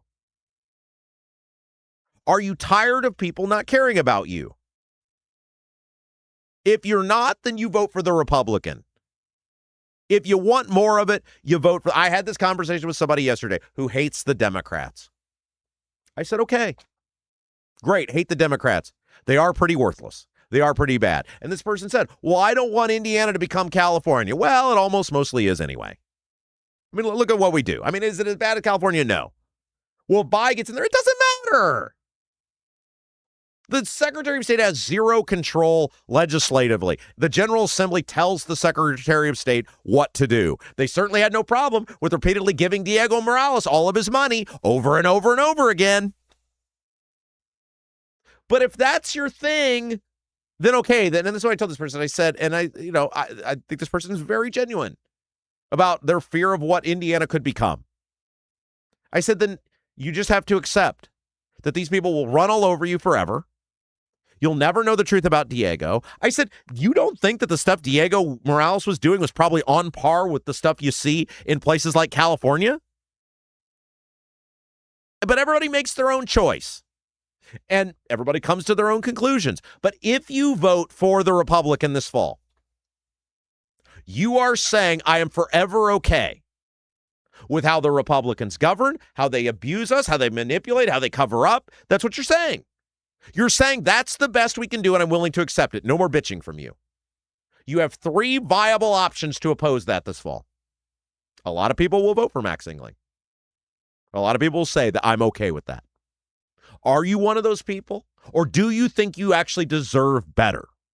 That's the question you have to ask yourself. Speaking of Graham Plattner, Mondaire Jones is a former Democrat U.S. representative. And he says the thing that so many people are saying now that they wouldn't say before, which is that everybody should have totally 100% seen Graham Plattner coming because it was obvious to anybody paying attention. Take a listen. Anyone with half a brain could have seen this thing coming. Okay, this was a car accident waiting to happen. How many pieces of evidence did we need to understand that Graham Plattner should not be the Democratic nominee in this U.S. Senate race? Okay, how was the Nazi tattoo not enough? How was the fabrication of his biography not enough? How were the other credible allegations of sexual assault in the months leading up to this latest discovery not enough? I mean, this is extraordinary.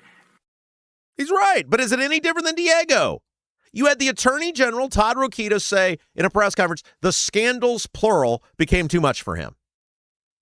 You're the chief law enforcement officer for the state of Indiana, and scandal singular wasn't enough for you? Yeah, of course that guy's right, but nobody was speaking out. They ignored it the same way they ignored Diego. It's the same thing with both parties. Different set of allegations, but the same behavior. Same behavior. Okay. One of my favorite parts of the week coming up, the great Nikki Kelly from the Indiana Capital Chronicle is going to join us. We're going to talk about the IURC drama. We got potential new member. We've got Braun fighting with the IURC. The future of utility bills, utility rates hangs in the balance. We got a bunch of stuff to get to with Nikki Kelly. When we come back, don't go anywhere. You're watching Rob Kendall Show. Right now, everything's expensive. That includes things you need around the house. If your water heater, water softener, or well pump goes out, or even if your toilet stops working, you could be looking at a major expense. Don't let your next call to a plumber break the bank. Call John at Black Sheep Plumbing. John is a Hoosier lifer who takes pride in and stands behind his work. That's why all basic services and repairs with Black Sheep Plumbing come with a 2-year parts and labor guarantee, with water heaters having a 6-year parts and tank guarantee. Call or text Black Sheep Plumbing for all your needs today and speak directly with John, the owner. 765-315-7558. That's Black Sheep Plumbing at 765-315-7558. Did you know Honeysuckle Hill in Brazil offers more than just a fabulous made-from-scratch meal at the bistro? It also has an adjoining cottage, great for a perfect, relaxing weekend away with a scenic waterfront view. The cottage offers 3 bedrooms, 2 baths with spa-like tile showers, full kitchen, living room with fireplace, laundry facilities, and a full deck overlooking the lake. And Andy, one of the owners, delivers breakfast in a picnic basket at 8:30 each morning. Plan the perfect weekend away at the scenic Honeysuckle Hill property on the water in beautiful Brazil. Book today by visiting their website at honeysucklehillb.com. Are you seeing cracks in mortar, moisture working through walls, facade or structural failure beginning to surface? Bramwell Mackay sets the standard for exterior and structural building solutions. Our 40-year master masons and industry experts address moisture intrusion, failing foundations, masonry deterioration, and more. From preserving historic landmarks to addressing modern building envelope issues, Bramwell Mackay delivers full-spectrum service with white-glove professionalism. In Indianapolis, call 812-33-BRICK. 812-33-BRICK.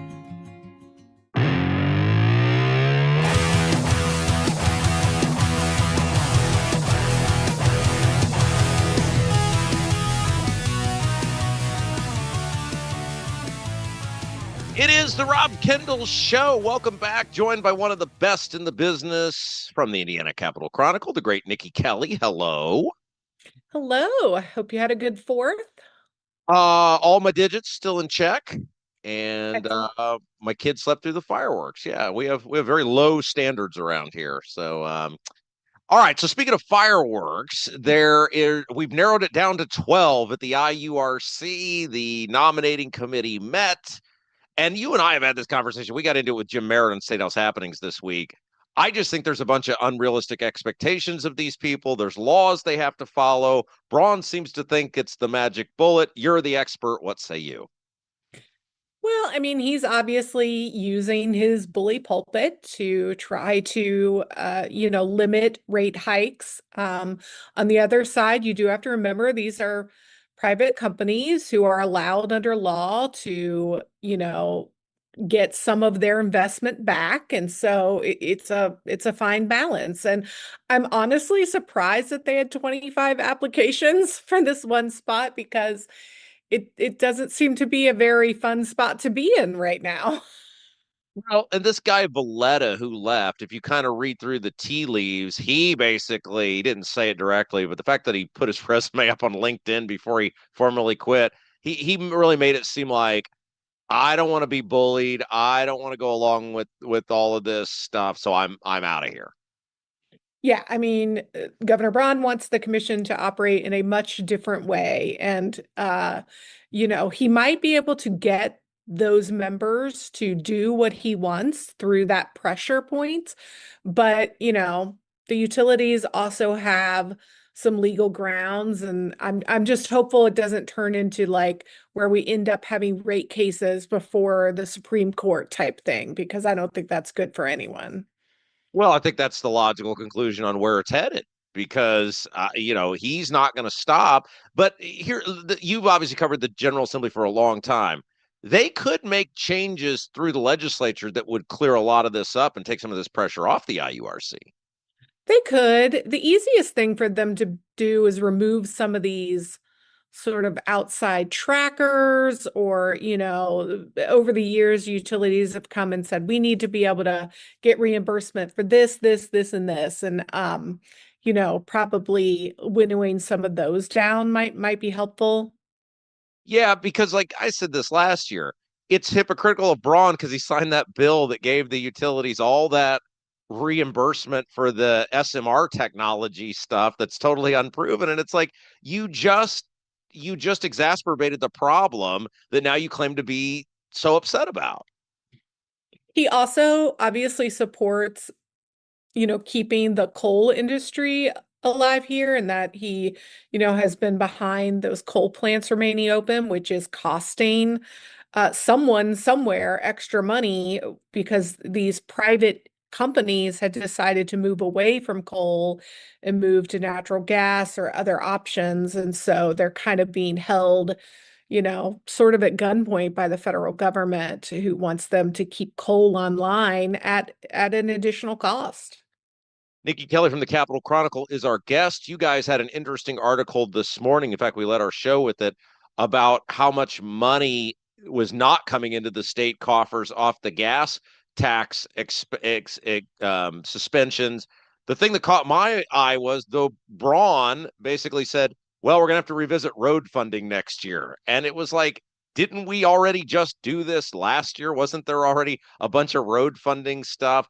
That was what stood out to me as, oh no, we're coming back to do this again. Yeah, I sort of had expected that.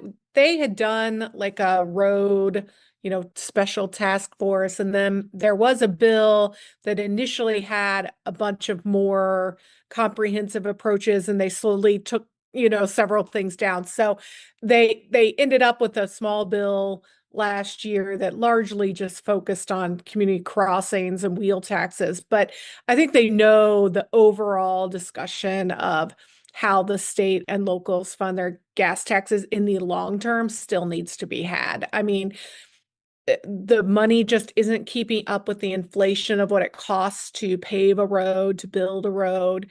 On top of that, as more vehicles move toward fuel efficiency, there's less money coming in. And so that is an issue that isn't going away, and they are going to have to reckon with at some point. Do you get any sense? I mean, like, there just never seems to be a game plan, right? Like, now there's all this drama with Indianapolis where it's like, well, they didn't tell us we have to raise taxes, but they should have known they were going to raise taxes. And the Republicans are like, how dare you raise taxes? But they gave them the vehicle to raise taxes. It just never seems like there's any sort of actual game plan with road funding. Because none of the answers are popular, let's be honest. I mean, the money to fix the roads has to come from somewhere. I think we all agree some roads definitely can use improvement, whether that be I-70, particularly on the state side, or local indie roads. And like I said, the money has to come from somewhere, whether it's going to be a gas tax or higher B&B fees, or, last year they considered very briefly, an additional tax on all of these delivery services. Think of everything you're getting delivered to your house. That's additional pressure from large trucks on the roads. And so there was briefly a conversation for that, but none of it's going to make anyone happy. I wish they had taxed that idiot that drove through my garage door. That would have been very helpful for me. Nikki Kelly from the Capitol Chronicle is our guest. Okay, the big story, and you guys covered this amongst others, is that Greg Ballard, he's going to be on the ballot. He's passed 40,000 signatures. They're not going to throw out 3, 4, 5,000 signatures. He's got a big event coming up to turn the signatures in. I believe it's next week. Look, I'm fascinated by this, the fact that he pulled it off with such relative ease to get the signatures. You've covered politics and government in Indiana for a long time. What say you? Yeah, it's a big feat, right? Getting those signatures is not easy, even for parties that have the infrastructure in place. When someone has to run for Senate, for instance, U.S. Senate, and you have to get the 4,500 in each, or 4,500, and then they have to come from each congressional district. That alone is not easy, and those people have infrastructure in place. So it's very interesting that he's going to be on the ballot. Depending on who I talk to every day, Democrats are mad, Republicans are mad, everyone's mad about it. So we'll see. You get a feel, because you guys had an article about how the Democrats have filled out all the Statehouse races, and the Republicans did not, which is interesting. It doesn't mean there's going to be a bunch of Democrats elected, but it sort of feels like, we had Ed Delaney on our show earlier this week. It sort of feels like the Democrats, at least to some capacity, are getting their act together to some level of respectability they haven't had in the past. Yeah. Yeah. So they're gonna, I think, compete in 97 of the 100 House districts. The Republicans left like 20 of those open. So there's an interesting discussion to be made about whether having a token candidate is worth it.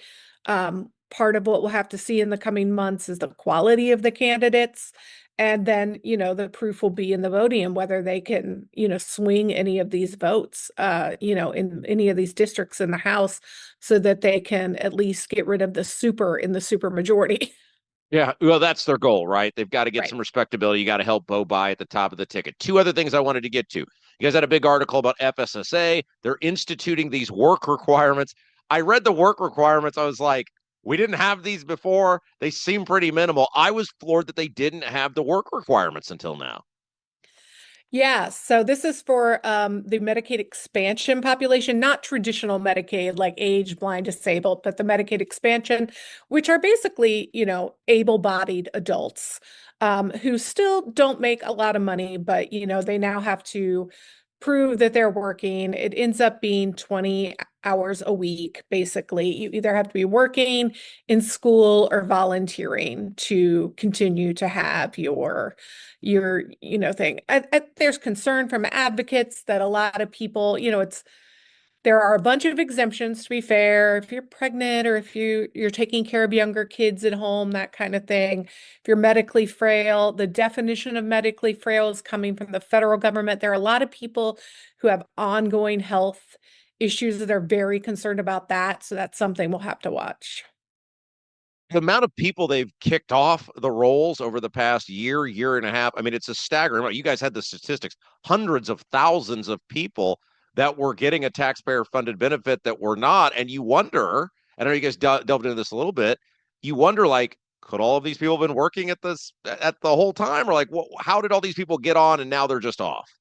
Well, you have to remember that a lot of them went on during the pandemic when we dropped some of the rules and some of the parameters around the program.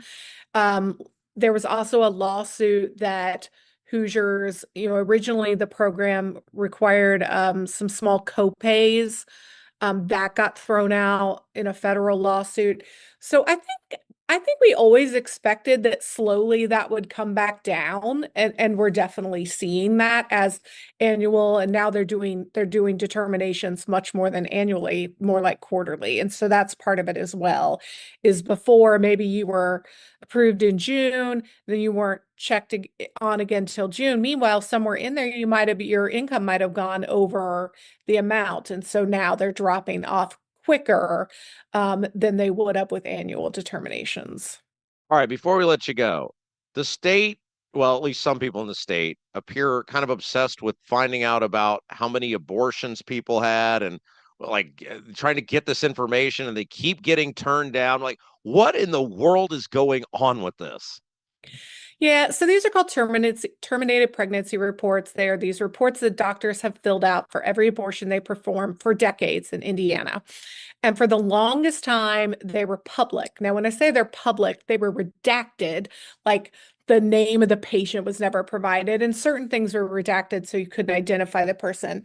And what happened was anti-abortion groups would get these in mass and they would rifle through them and try to find any little thing that an abortion doctor did wrong. Oh, this report was turned in 2 days late on this abortion, or, that kind of thing. And then they would file complaints with the Attorney General's office to try to get at their licensure. That's what those reports were being used for, honestly.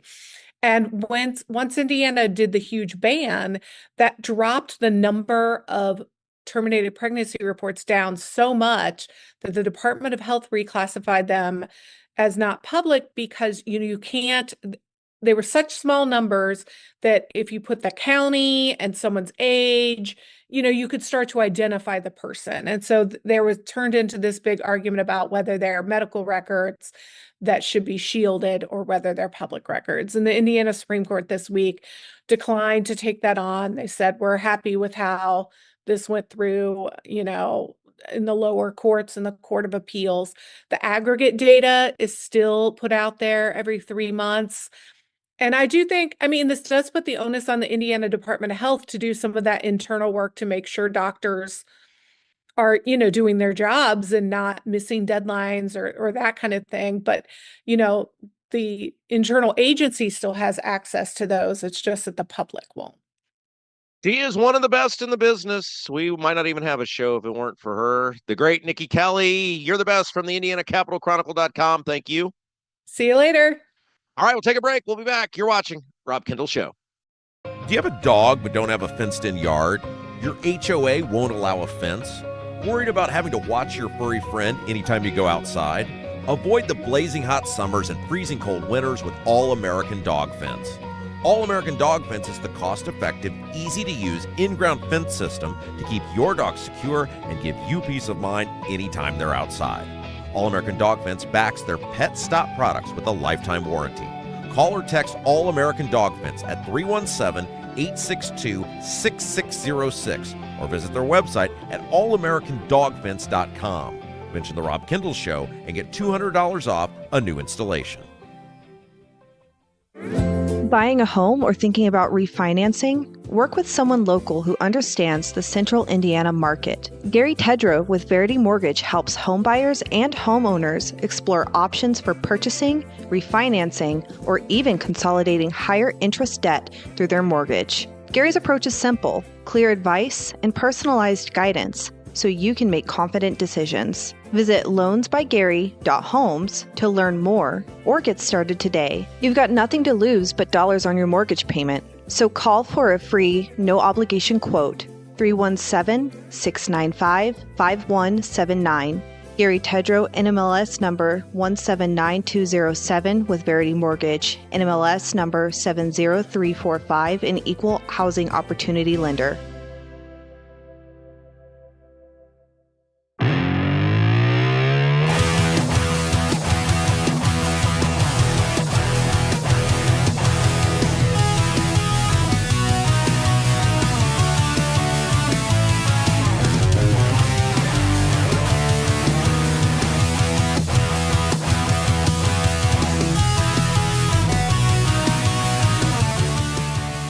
Welcome back. It's the Rob Kendall Show. Hope you're having a great Friday. Thanks for spending it with us. Don't forget, Statehouse Happenings is up. If you guys, over the weekend or after we get done here today, you're like, I need more Rob Kendall in my life.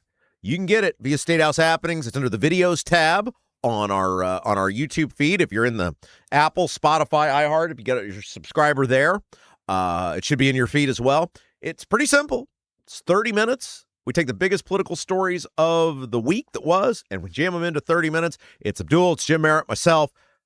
10 years now of Statehouse Happenings, and it's my baby. It's always my show that I've just every place I've gone, Statehouse Happenings has gone with me, and so would love for you to check that out. Let us know what you think.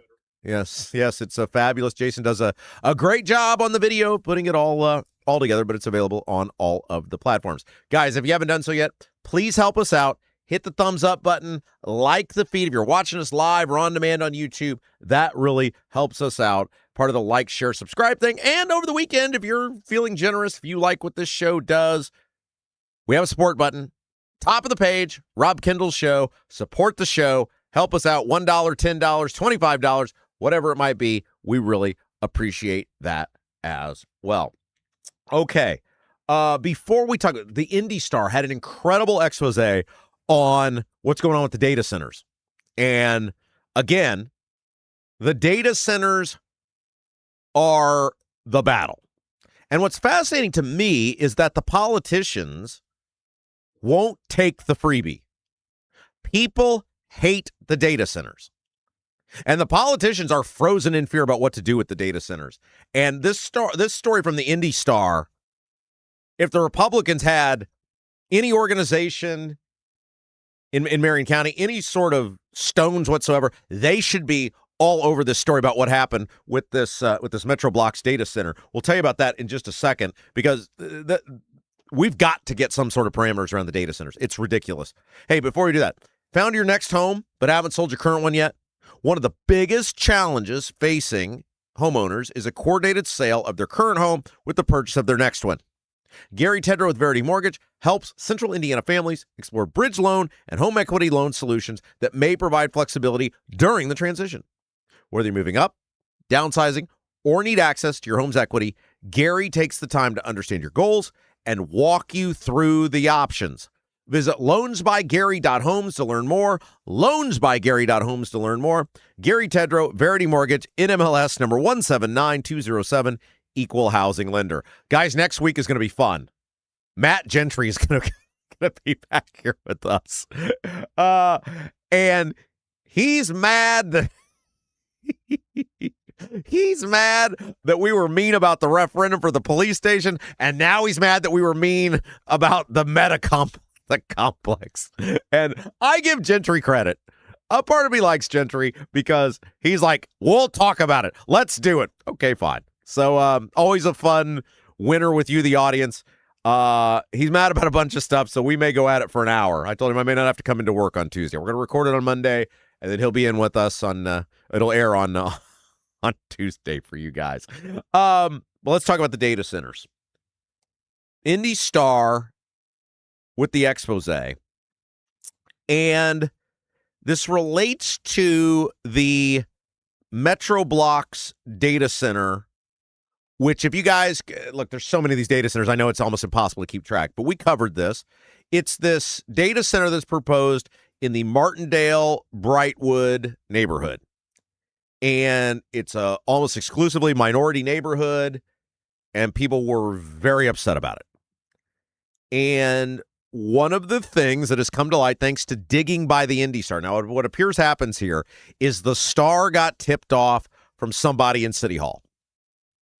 And usually, for those of you a little behind the scenes on how this works, like oftentimes, and it's not always the case, but sometimes people do just randomly dig and they get lucky and find something.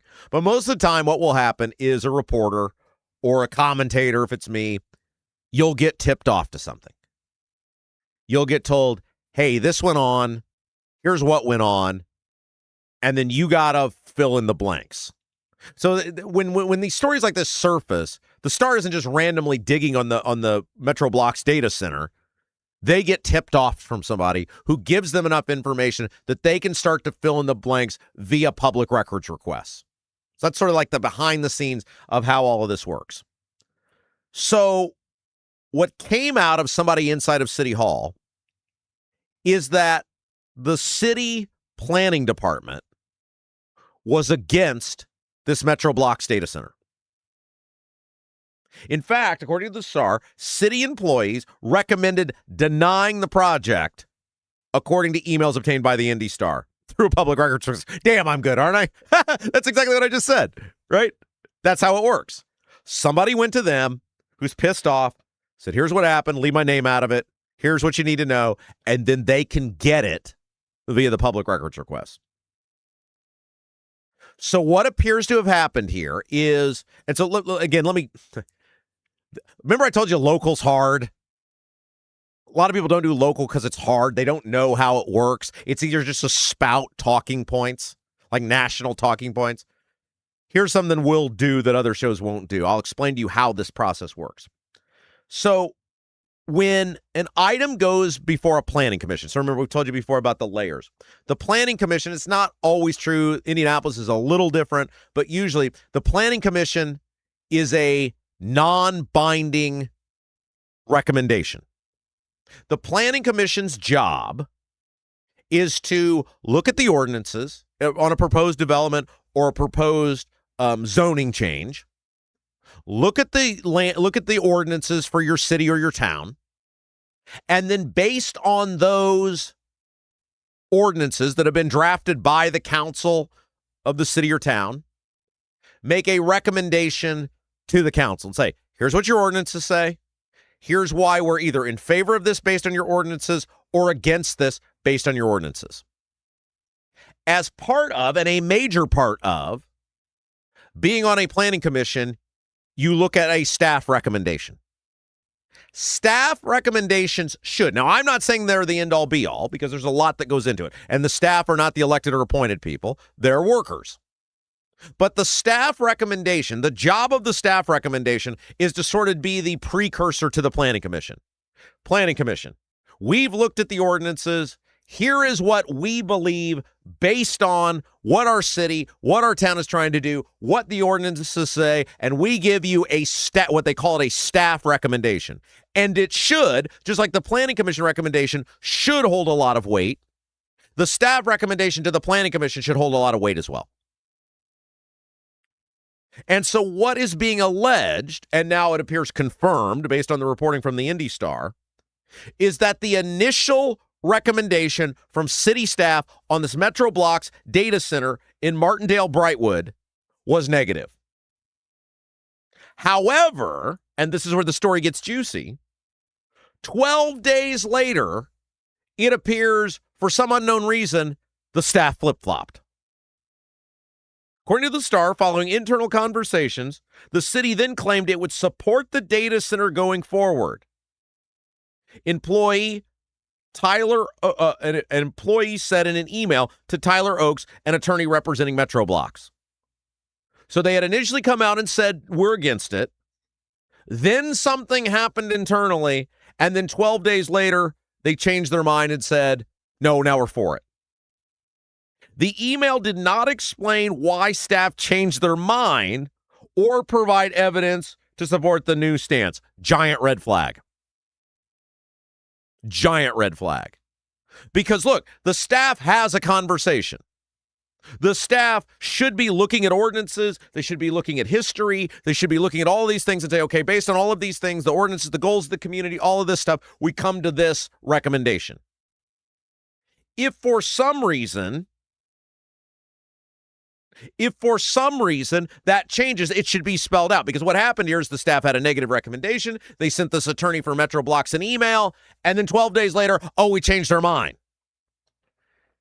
In the 12 days between the two emails, a time period that included Christmas Eve and day, so there's 2 days they weren't even working, the Department of Metropolitan Development Director Megan Vukasich, I believe that's how it's pronounced, Vukusich, who works under Hogsett. So remember, this is a part of the mayor's administration, stepped in to change the initial staff decision, according to one former city employee who spoke with Indy Star on the condition that the person, damn, I'm good.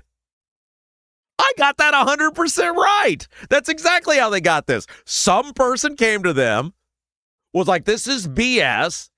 Here's what happened. Here's why it's BS. Here's what you need to know. Here's the names. And then they fill in the blanks with the public record. They should put me in a museum somewhere. I hope when I'm gone, you people appreciate that nobody knew government like me. And I gave it away for free. So that's exactly what happened. They gave a negative recommendation. They sent the attorney an acknowledgement of that. The attorney was pissed off for Metro Blocks. Then a Hogsett's person gets involved, and all of a sudden, bam, well, these are all Hogsett people, but the tippy-top Hogsett person got involved, and all of a sudden, now we've changed our mind, but we're not going to tell anybody why.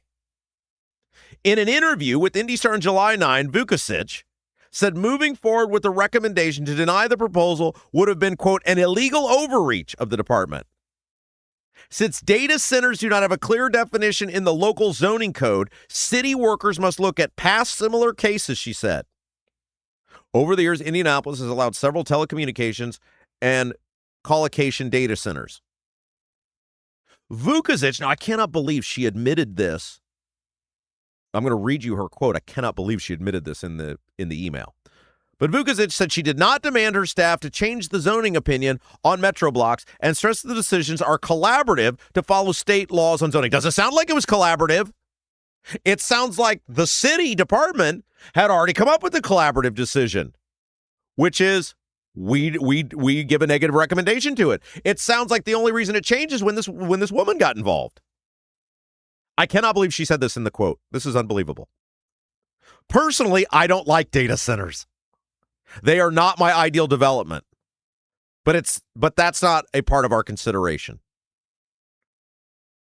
Hogsett spokesman said the mayor, who oversees the department, did not have communications with the DMD staff on the zoning petition and was not aware of the internal conversations. I call bull on that.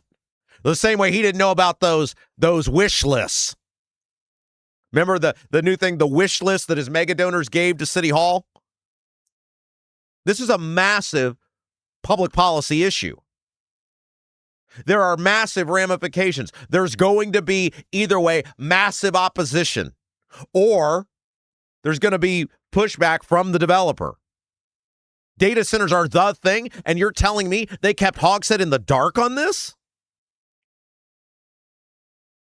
Despite the initial December 18th email saying the staff did not support the data center on North Sherman Drive, at no point did any staff member, including Vukovic, publicly express qualms about the proposal at two subsequent public hearings. Another red flag.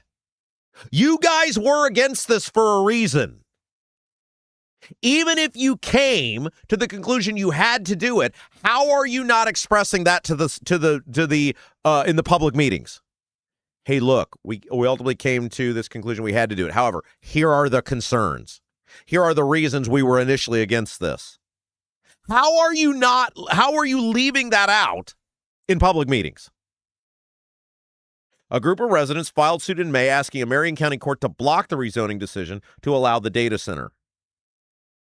In an April 1 public hearing before the commission vote, city staff said they believed the data center fit the site, which has been vacant since the 1980s. Again, how are you not mentioning, even if that's the ultimate flip-flop that you came to, hey, initially we were against it, here's why, here were our concerns.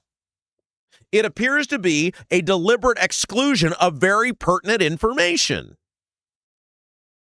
However, 4 months earlier, in a December 18th email to Oaks, that's the attorney for the Metro Blocks, city senior planner Kathleen Blackham told the opposite side, quote, after review of the submitted documents and the comprehensive plan recommendation, including the industrial reserve overlay, staff will be recommending a denial of these requests.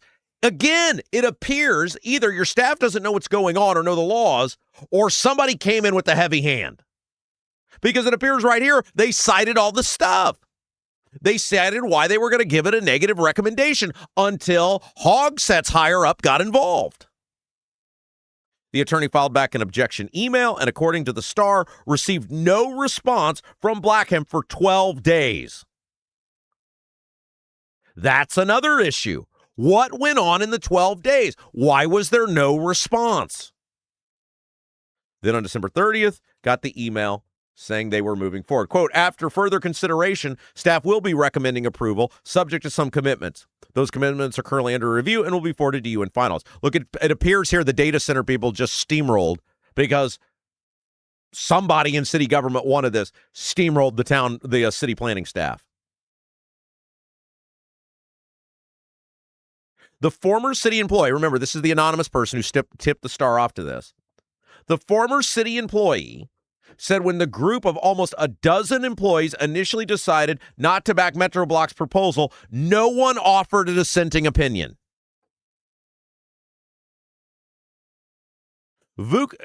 Nobody.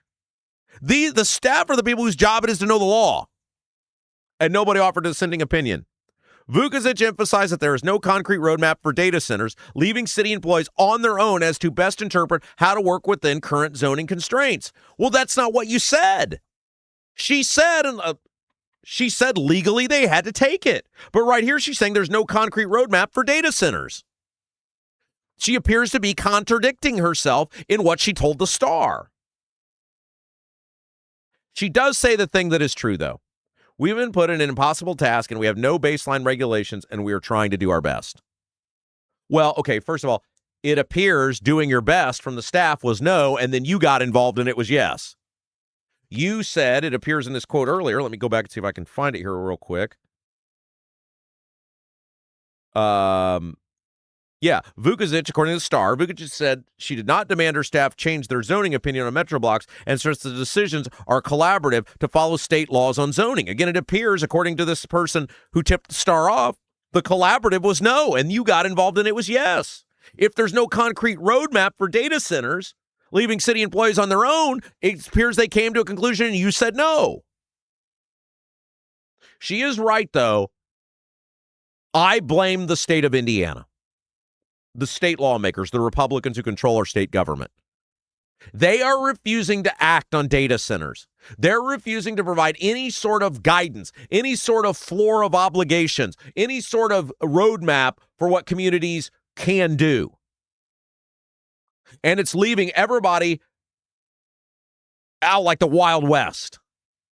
This is a great piece of reporting by the Star. Look, a lot of people give Star a bunch of crap because of their opinion pieces. And look, I don't have any problem with opinion pieces being liberal. If you don't like it, don't read it.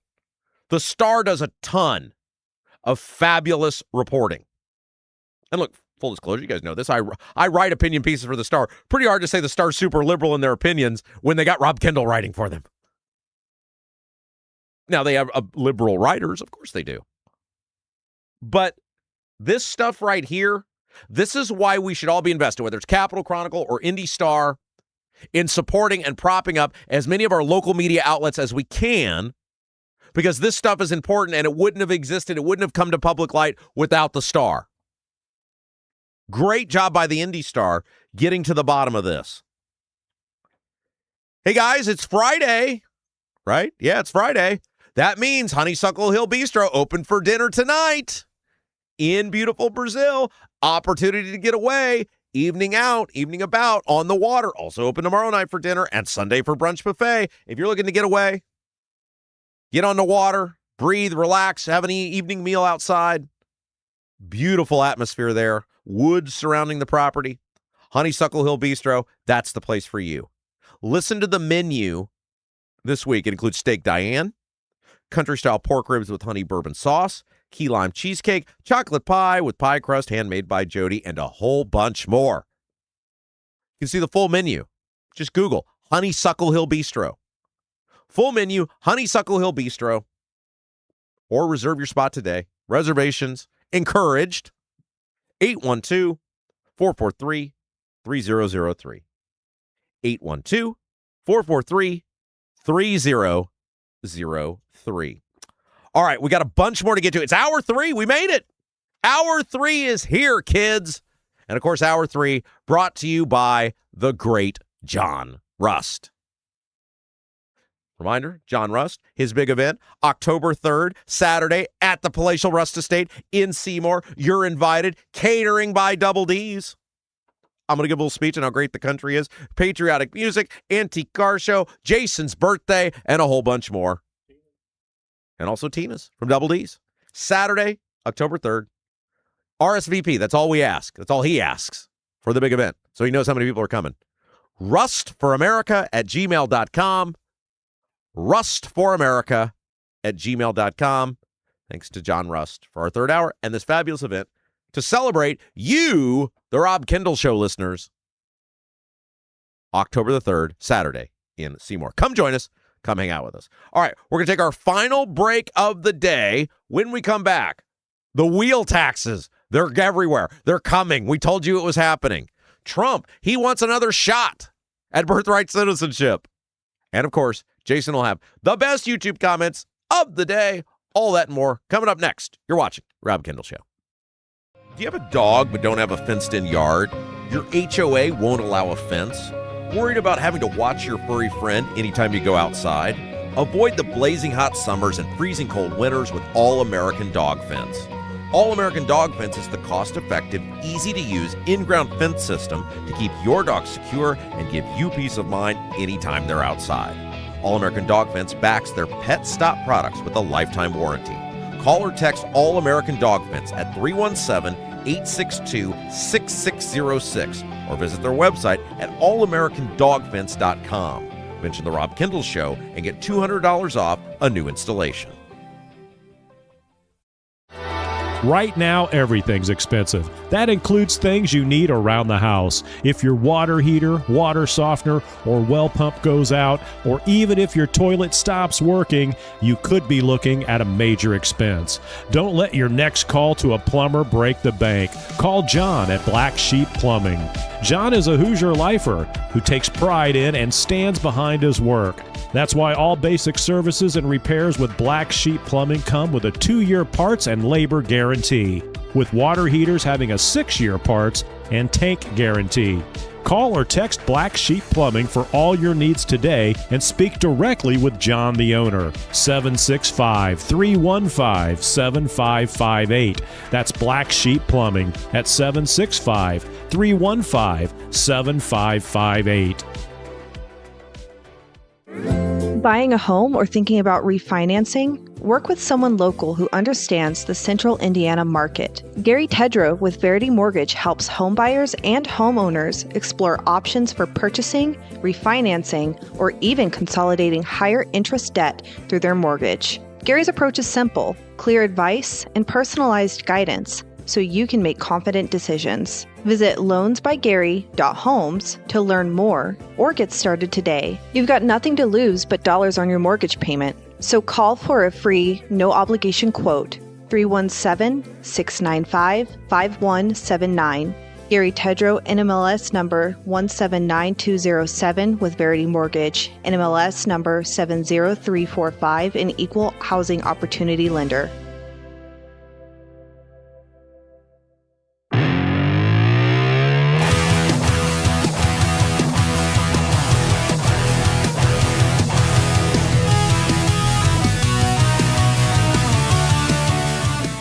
Welcome back. It's the Rob Kendall Show, Hour 3, brought to you by the great John Russ. Thank you, John, for that. We got the wheel. We were right. My least favorite part of every show. I have to tell you how right I was. We were so right about these wheel taxes. And look, this is done by design. There's no way it's accidental. There's no way these lawmakers didn't know what they're doing. They are trying to take as much from you. Again, you cannot give a bank robber a gun outside of a bank and then act like you're outraged that the guy robbed a bank when you gave him the gun. And that's what the lawmakers have done with these local governments. They've given them the gun. Now, of course, you could put the gun in your pocket or you could turn it into the local police station. But no, these guys are bank robbers. They go rob the bank. It's what they do. If you give most of these local governments the ability to take your money, they will. So I'm going to tell you about that here in just a moment. First, though, masonry color mismatch, previous repair catching your eye, not happy with the brick color on your home and ready for a total makeover? Bramwell Mackay Property Services and Consultants offer specialized masonry staining and recoloring. Whether you want to seamlessly blend repairs or completely transforms your home's exterior, want to build something new? Bramwell Mackay's 40-year master masons design and construct custom patios, sidewalks, outdoor summer kitchens, archways, entryways, and more.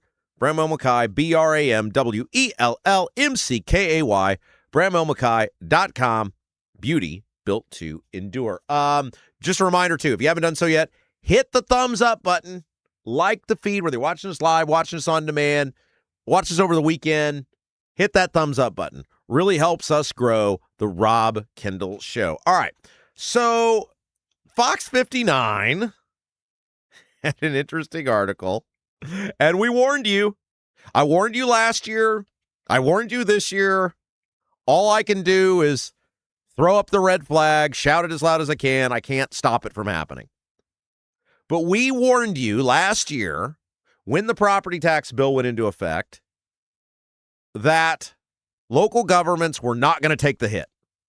You have to force these governments to do this stuff because they're not going to take a reduction in money willfully because they believe they're entitled to it.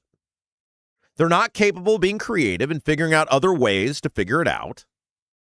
They don't have respect for you. They don't believe it. Look, I'm going to ask Gentry this on Monday when he comes into the interview. Why don't you respect the tax caps? And I would ask this, and I've asked this for years, to any of these school people. Why do you believe it's just a suggestion? Why doesn't it seem like anybody actually is like, hey, tax caps are in the Constitution? Sure, we could try to do this, but didn't people kind of send a message years ago? None of these local governments seem to respect your money. They believe they're entitled to it. And now we're seeing, as we predicted last year with the property tax bill, they'll just take it from somewhere else. And we've seen over and over again these local governments enact these wheel taxes. And now, it's one of the reasons it's important for the Indianapolis massive wheel tax to fail is because it sends a message to other governments. Bad government spreads like the plague. According to Fox 59, car owners in Greenwood might have to cough up a little more cash as the city has been discussing a new wheel and vehicle excise tax. Sorry, Jason. Bastards. If your car is registered in Greenwood, you would have to pay $25 annually. If you own a bus, a semi, and RV, you'd have to pay $40. Now, look, is $25, it ain't the 100 that Indianapolis is looking at doing. Yet. Well, right, right? This is the problem. It never stops. Once you do the tax, they never undo the tax. And it's the premise of it. People are always like, why are you so adamant about all of this stuff? The time you waste on things like, a dollar a month on your water sewer bill, that you fight every year, or $2 or whatever. The time you spend versus the cost of it, right?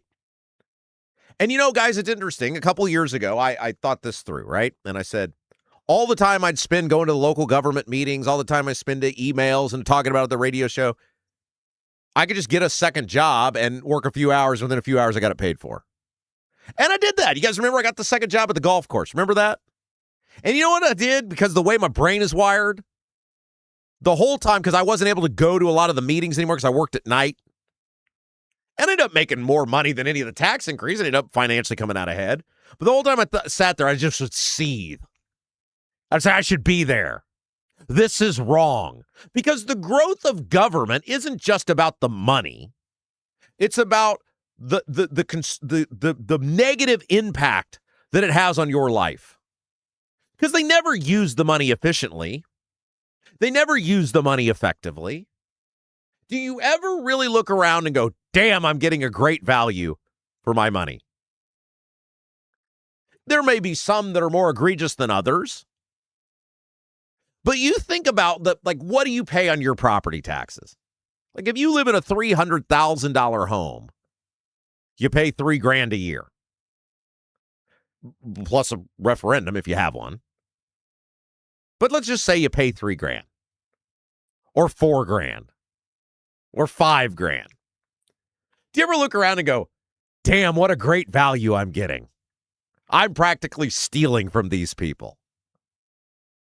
The answer is, of course not. And then, of course, that's just property taxes. Then you have local income taxes, and you have these wheel taxes, and all of the gas taxes, and all of this stuff that goes into the financial burden that you are asked to pay. And governments always seem to be immune to the pain that the public feels. They keep asking you to do more with less in society, but not the government. I mean, again, the wheel tax with Marion County, the wheel tax with Indianapolis. We're talking about a 1 or 2% cut in each agency, and that would have been paid for. And yet, we're told that's too much. How many times are you asked to make cuts? The city states, according to Fox 59, that the money would be used towards expensive road repair projects. With changes to the property tax and local income tax, it's expected to become more difficult to get the work done. Again, I will ask the question, where has all the excess money gone? Let's say before Senate Bill 1 passed. Every year for 5 years, there was skyrocketing assessments, skyrocketing property taxes. Where did all of that money go? The answer is they spent it. They didn't save it. They didn't put it away. And they don't want to answer now where all the money went. Why wasn't that money put away so that, hey, the people got a few bucks back, we'll be fine? The answer is very clear. They spent it. And now, because they can't budget properly, and by the way, what's the point of all the growth if you keep having to ask for more money from people? What's the point of the warehouses? What's the point of the data centers? What's the point of the life science, the logistics buildings? All of this stuff, all I ever hear about, so-and-so is breaking ground on a such and such. That's all I ever hear about. All the groundbreakings, all the ribbon cuttings, all the value of the buildings. Greenwood's got a lot of buildings. How can't they make it work? Quote, we've been hearing lately through the grapevine. Here we go. Now we're getting to the point. We've been hearing lately through the grapevine that there will be more changes to road funding coming and that we're going to have one if we want to participate in some of the road funding grants through the state, said Greg Wright, controller for the city of Greenwood. Ha! Now we're getting to the bottom of it. It's bribery. The state, the new standard operating procedure for the state is going to be exactly what they did with Indianapolis. You want money from us? By us, they mean the money that you pay in because you pay income tax, you pay gas tax, but of course the state views it as their money. You want money from us? You're going to have to raise taxes locally. The state Republicans do this all the time, and the Democrats are too inept to run on it, in which they abdicate authority. They say, not our issue. You want it, you deal with it. You deal with it as you raise taxes. Of course, we could do it for you, and you wouldn't have to raise taxes, but no. We don't want the burden of that. We don't want the stress of that. So here, you raise taxes, and if you raise taxes like good boys and girls, then we will give you some money. It's bribery. And the guy from Greenwood's admitting it right there. We've been hearing lately through the grapevine that there will be more changes to road funding coming and that we're going to have one, the wheel tax is what he's referencing, if we want to participate in some of the road funding grants through the state. It's bribery. It's exactly what the state did with Indianapolis. Through the community crossing grants, the city receives $1.5 million annually from the state that they need to match. And again, of course, they could match it through cuts, but they're not going to do that. You can't, as a state, incentivize bad behavior. You can't give a drug dealer drugs and act surprised they use drugs. Hey, Harold died of a drug overdose. Who gave him the drugs? I did. Yeah, that's awful. Harold died, but you gave him the drugs. Yeah, but he didn't have to use them. Like, this is just as asinine. You are giving people addicted to drugs.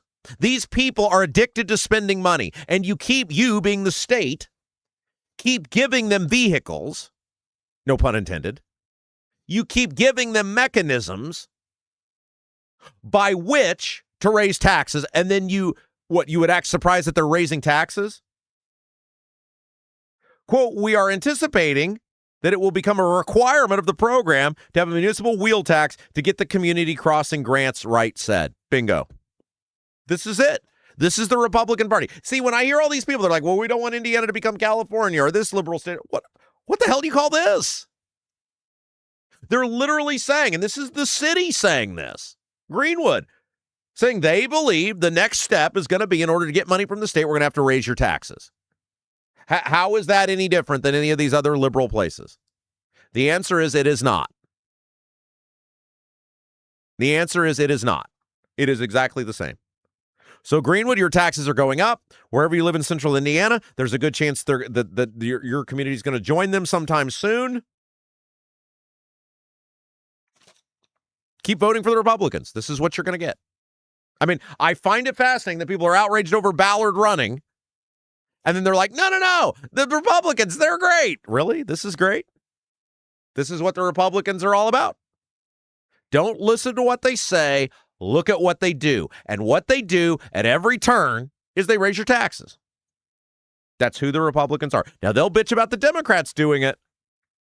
But again, if you drive the guy to the crime scene, you drive the guy away from the crime scene, and you give him the weapon to commit the crime, you are just as guilty of the crime, and that is what the Republicans are doing. All right, one other thing I want to definitely touch on. I know Jason's got a bunch of YouTube chat today. Trump, from the Hill, Trump said Wednesday he's going to ask the Supreme Court to rehear the case on the birthright citizenship executive order. Quote, I will be asking for a rehearing by the United States Supreme Court immediately. This miscarriage of justice will destroy America if they don't change their absolutely insane decision, Trump wrote on social media, on Truth Social Media. Okay, so they did some research. The last time the judges agreed to take up a case they had just ruled on was 1965. 61 years. So 61 years the president of the Supreme Court telling people to kiss their butt cheeks. Why would they take it again? What Amy Coney Barrett's has been sitting around the last week and a half, is like, damn, Trump's right. I really screwed the country over. Crap, I better change my vote. Why would they take this over? Look, they've done it. It's over, guys. The only way to stop this now is to get all the illegals out of the country. And you got to have a serious conversation about who you're letting in any sort of legal capacity either. If you want to stop this insanity, and the Supreme Court did it, you're not at fault for doing it because the Supreme Court made you do it. You got to have a serious conversation about cutting off any people coming into the country without a U.S. citizen. Because this stuff is going to continue to happen. The anchor baby stuff is going to continue to happen. The Supreme Court has greenlit it. Barrett and Roberts said it's fine, along with the three insane people. I don't agree with it, obviously. I think it's a travesty. I think it's insane. I agree with Trump to say that somebody can enter the country illegally, have a baby, and that baby gets rights of citizenship. And then obviously it means the parents are going to get to stay too. I think you're begging people to do it. But the only recourse that I see now is to just do everything in your power to cut off all illegal immigration into this country. Do everything in your power to remove every illegal immigrant from this country. And choke off the people who are allowed to come to this country in a legal capacity. If there's other recourse, I don't know what it is. The idea that a ruling that was centered around and made to protect slaves as free people after the Civil War, that you would use that as the precipice, as the excuse to allow people who have illegally entered the country to have children that are citizens, is insane to me. But that's what they did. That's all there is. All right, one other thing, and then I'm going to bring Jason in. I saw this story, and I think this is fascinating. There are now school systems in Indiana who are pondering going to 4-day weeks.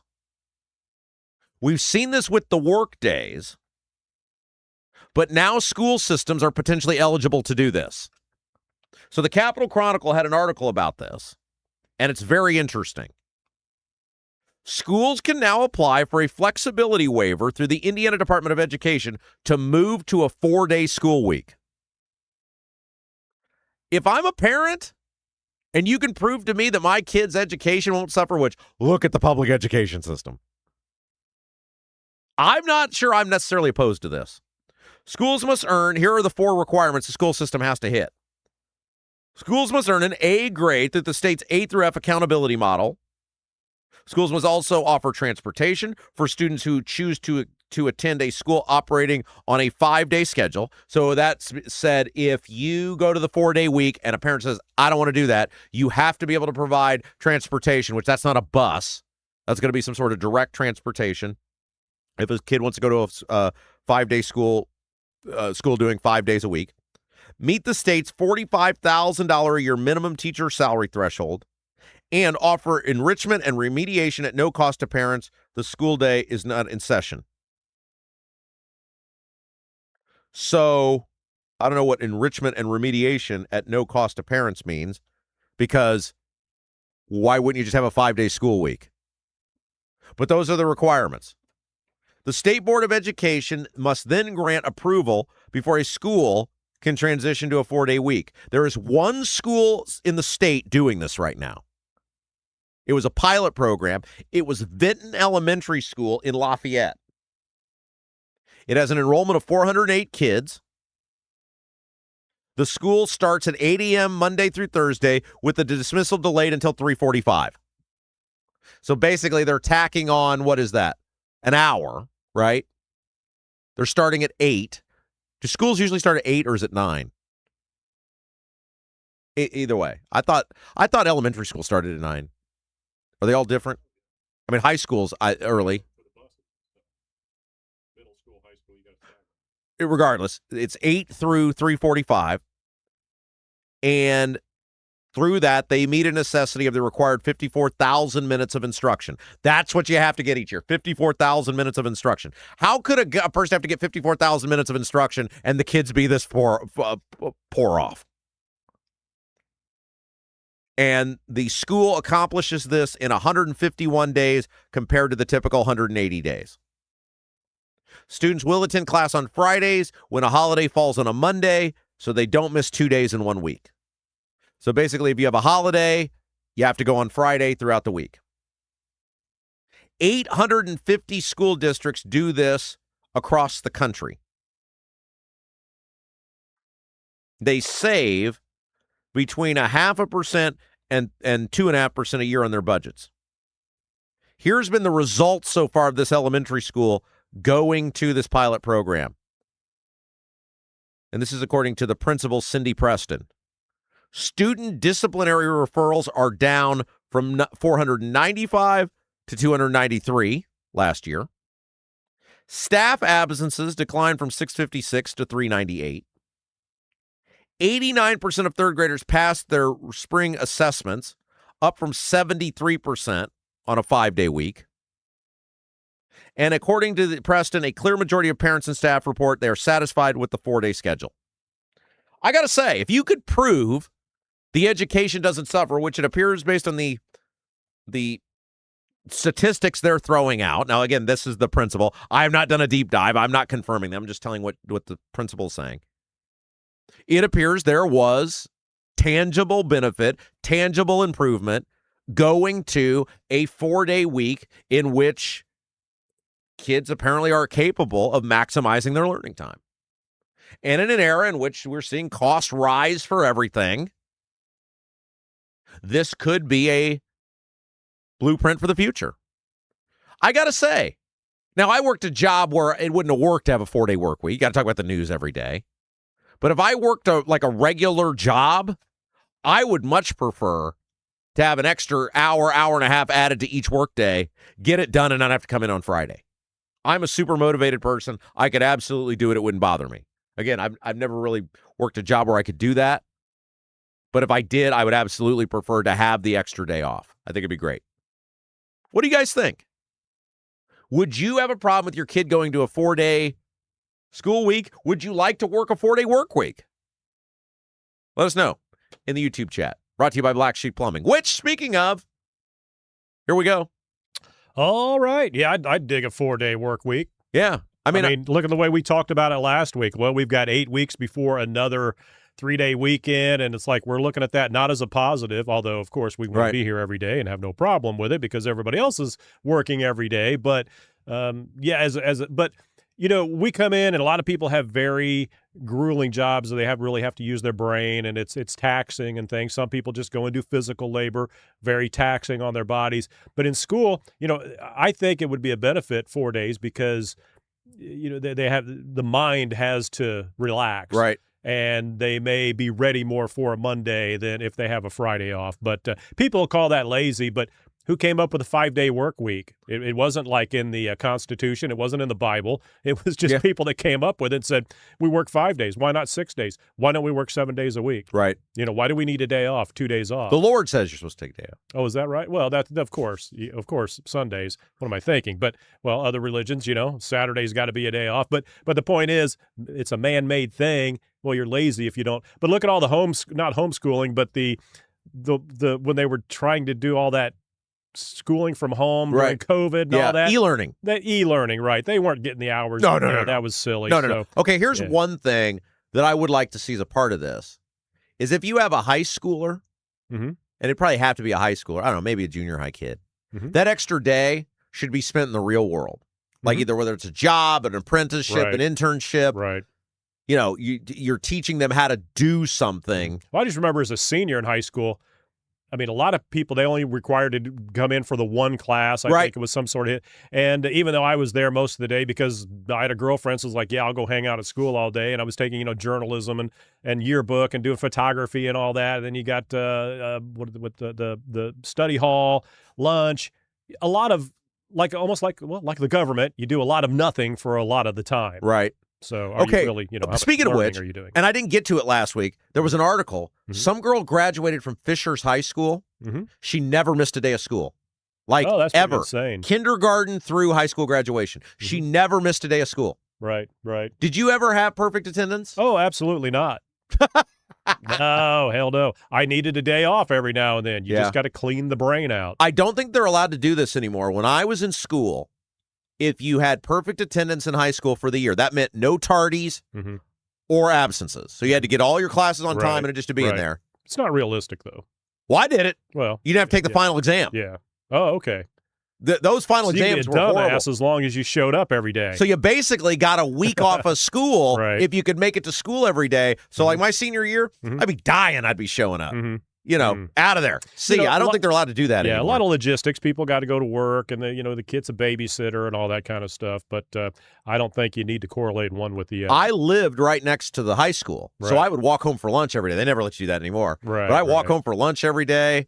I had classes where I'd just leave and go home if they weren't keeping track of us, get back in. Well, you could stagger it as well, where you have not everybody goes Monday through Thursday. You could have a staggered Monday through Thursday and then a Tuesday through Friday, and that way the teachers might have fewer in the classroom or they get more time to work with the kids. I don't know. I would see the benefit of a 4-day work week for me. The teachers need to work 5 days a week, damn it. Well, what benefit, I guess, other than if my kid learns better, then okay. Right. But as a Add more parent, homework. it actually would be an inconvenience for me to have a 4-day work week because then I got to worry about my kid for a day. And the people making those decisions are working class people, and that's why there's 5 days a week in school. But, yeah. Okay. Anyway, all there righty. you go. Black Sheep Plumbing. Tell us about it. This chat brought to you by Black Sheep Plumbing. If your water heater, water softener, or well pump goes out, even if your toilet stops working, you could be looking at a major expense, even on the weekend. That's the worst time, but you can still call John or text him 7 days a week. He doesn't take the days off.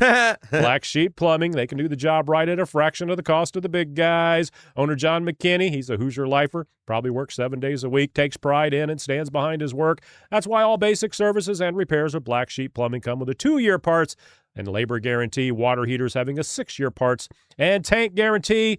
Give them a call if you can't find the number. It's on the website, robkendallshow.com. If you're middle of the night, you can't find the number, go there to the website. It's on it. 765-315-7558. 765-315-7558. Black Sheep Plumbing. There we go. All right, we kick it off. Last night, Kevin Branham, I believe, maybe the first in the chat. Can't be for sure, but he's there. Good evening, everyone. All right, McLovins. So, serious question. Does anyone think that these Democratic socialists coming up in the political view in New York City and others, could they possibly be part of the sleeper cells that we keep hearing about? Oh, interesting. Because a lot of them are, maybe they're taking over the government from within.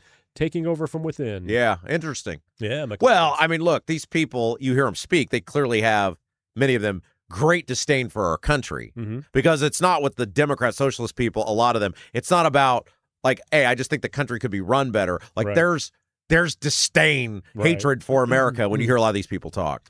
Baby Fishmouth, labor unions are the reasons we have a 5-day work week. Oh, that seems right. Yeah, Probably. probably so. All right, Wino Gina. Morning, everyone. I have no meetings this morning and get to listen nonstop all day. Welcome. Glad you're here. Yeah, Gina, thanks for hanging with us. Driver 4562, FYI, John at Black Sheep Plumbing is awesome and will be my first call next time I need help. Excellent. There we go. Great. Got, Yeah, it, great. got it written down. Put that number on the fridge. You're going to need it. Perfect. Never at the easiest or most opportune time, so you never know when you're going to need it. The old man, 68. I think we should all send in action figures for Rob to rotate on his side table. I may be able to find one of my son's old Teenage Mutant Ninja Turtles. Yeah. That's a classic. Right on. Josh Richardson at Old Man. Might have to address the packages to producer Jason since Rob doesn't open his own mail. I don't open the mail. I don't either. That's we went through that many times over the years. That would be not going to sucker that'd be me the into one thing about working alone is I'd have to have somebody to open the mail for me. Yeah, not going to sucker me into doing it. I'm not touching Rob's mail or anything about Rob. Rusted Bolt Garage, Old Man. I wonder what Duck would send in. Well, Duck would send in one of these little ducks right here. We got a little duck from Mad Duck at the live show. Jason put the duck, for those of you listening on the iHeart, Apple, Spotify, Jason put the little duck up in his screen. That's there. right. We've got for those of you, duck. some people have never actually seen the show. Mhm. The way we do this is Jason has a little box that he appears in. Yes, my little box. Almost like the Wizard of Oz or something, right? Like you're above me. Right. Pay no and- attention to the man behind the curtain. Yeah, and so when we talk about Jason and I talking to each other, that's how he appears on a little. It's not a split screen, but he's in a box, and we talk back and forth kind to of each a other. fathead box. There we go. Wino Gino. I love Peyton, my favorite so far. Referencing Peyton, again for those of you on the Apple. I'm Spotify, gonna I heard. we got to replace it because I don't trust Rob with my Peyton. That's mine, and I don't trust his finger. Do you see his finger's already broke? I think he's got no. I didn't pinky. do It's like that. AI. No, you didn't do it, but I'm afraid one of these days you're going to reach across there and he's going to go flying. And, he's got a bad neck, so we don't want that to happen. So you need to come in because he's been here for a couple days, made his appearance, but he's going back back home. Remind me, I'll try to bring some stuff on Monday. Yes, all right. That'd probably be the only man jersey I would ever wear if I was forced to wear one for a work environment. Like bartenders, people have to wear jerseys. Yeah. I'd probably wear a Peyton Manning, but I would never wear any other man's name on my back. But I have enough respect for Peyton. Thomas Ho. Why does Rob consider primary ballot access to be, quote unquote, taxpayer subsidized advertising? Because when you go, well, there's two reasons. When you go, they will ask you, do you want a Republican or Democrat ballot? That is free advertising for those parties. The name gets said. If you add the Lincoln Party in, that's every time you go, they'll say, do you want a Lincoln Party ballot? Do you want a Republican ballot? Do you want a primary ballot? On the website, on the county websites, when they post the primary ballot options, you'll see it there. It also garners all the free media attention because, hey, there's a contested primary for governor, right? And then they'll talk about who's running, Senate, all of these different things that the attention that it will bring, which is subsidized by the taxpayers because they fund the primary elections. Rusted Bolt Garage, producer Jason and Rob can't do 4-day weeks. Some of us would have withdrawals. That's right. Yes, we don't want that to happen. All right, continuing on. Here we go. Driver 4562. So Ballard cracks the code. Now Republicans want to close the door or pull the ladder up to keep people out of the clubhouse. Why should we support any of them? No, that's right. And they're gonna take. I was talking with somebody yesterday about this, and they said this, and they're right. They said the Republicans are going to change the law again, or they're going to try to this year on ballot access because.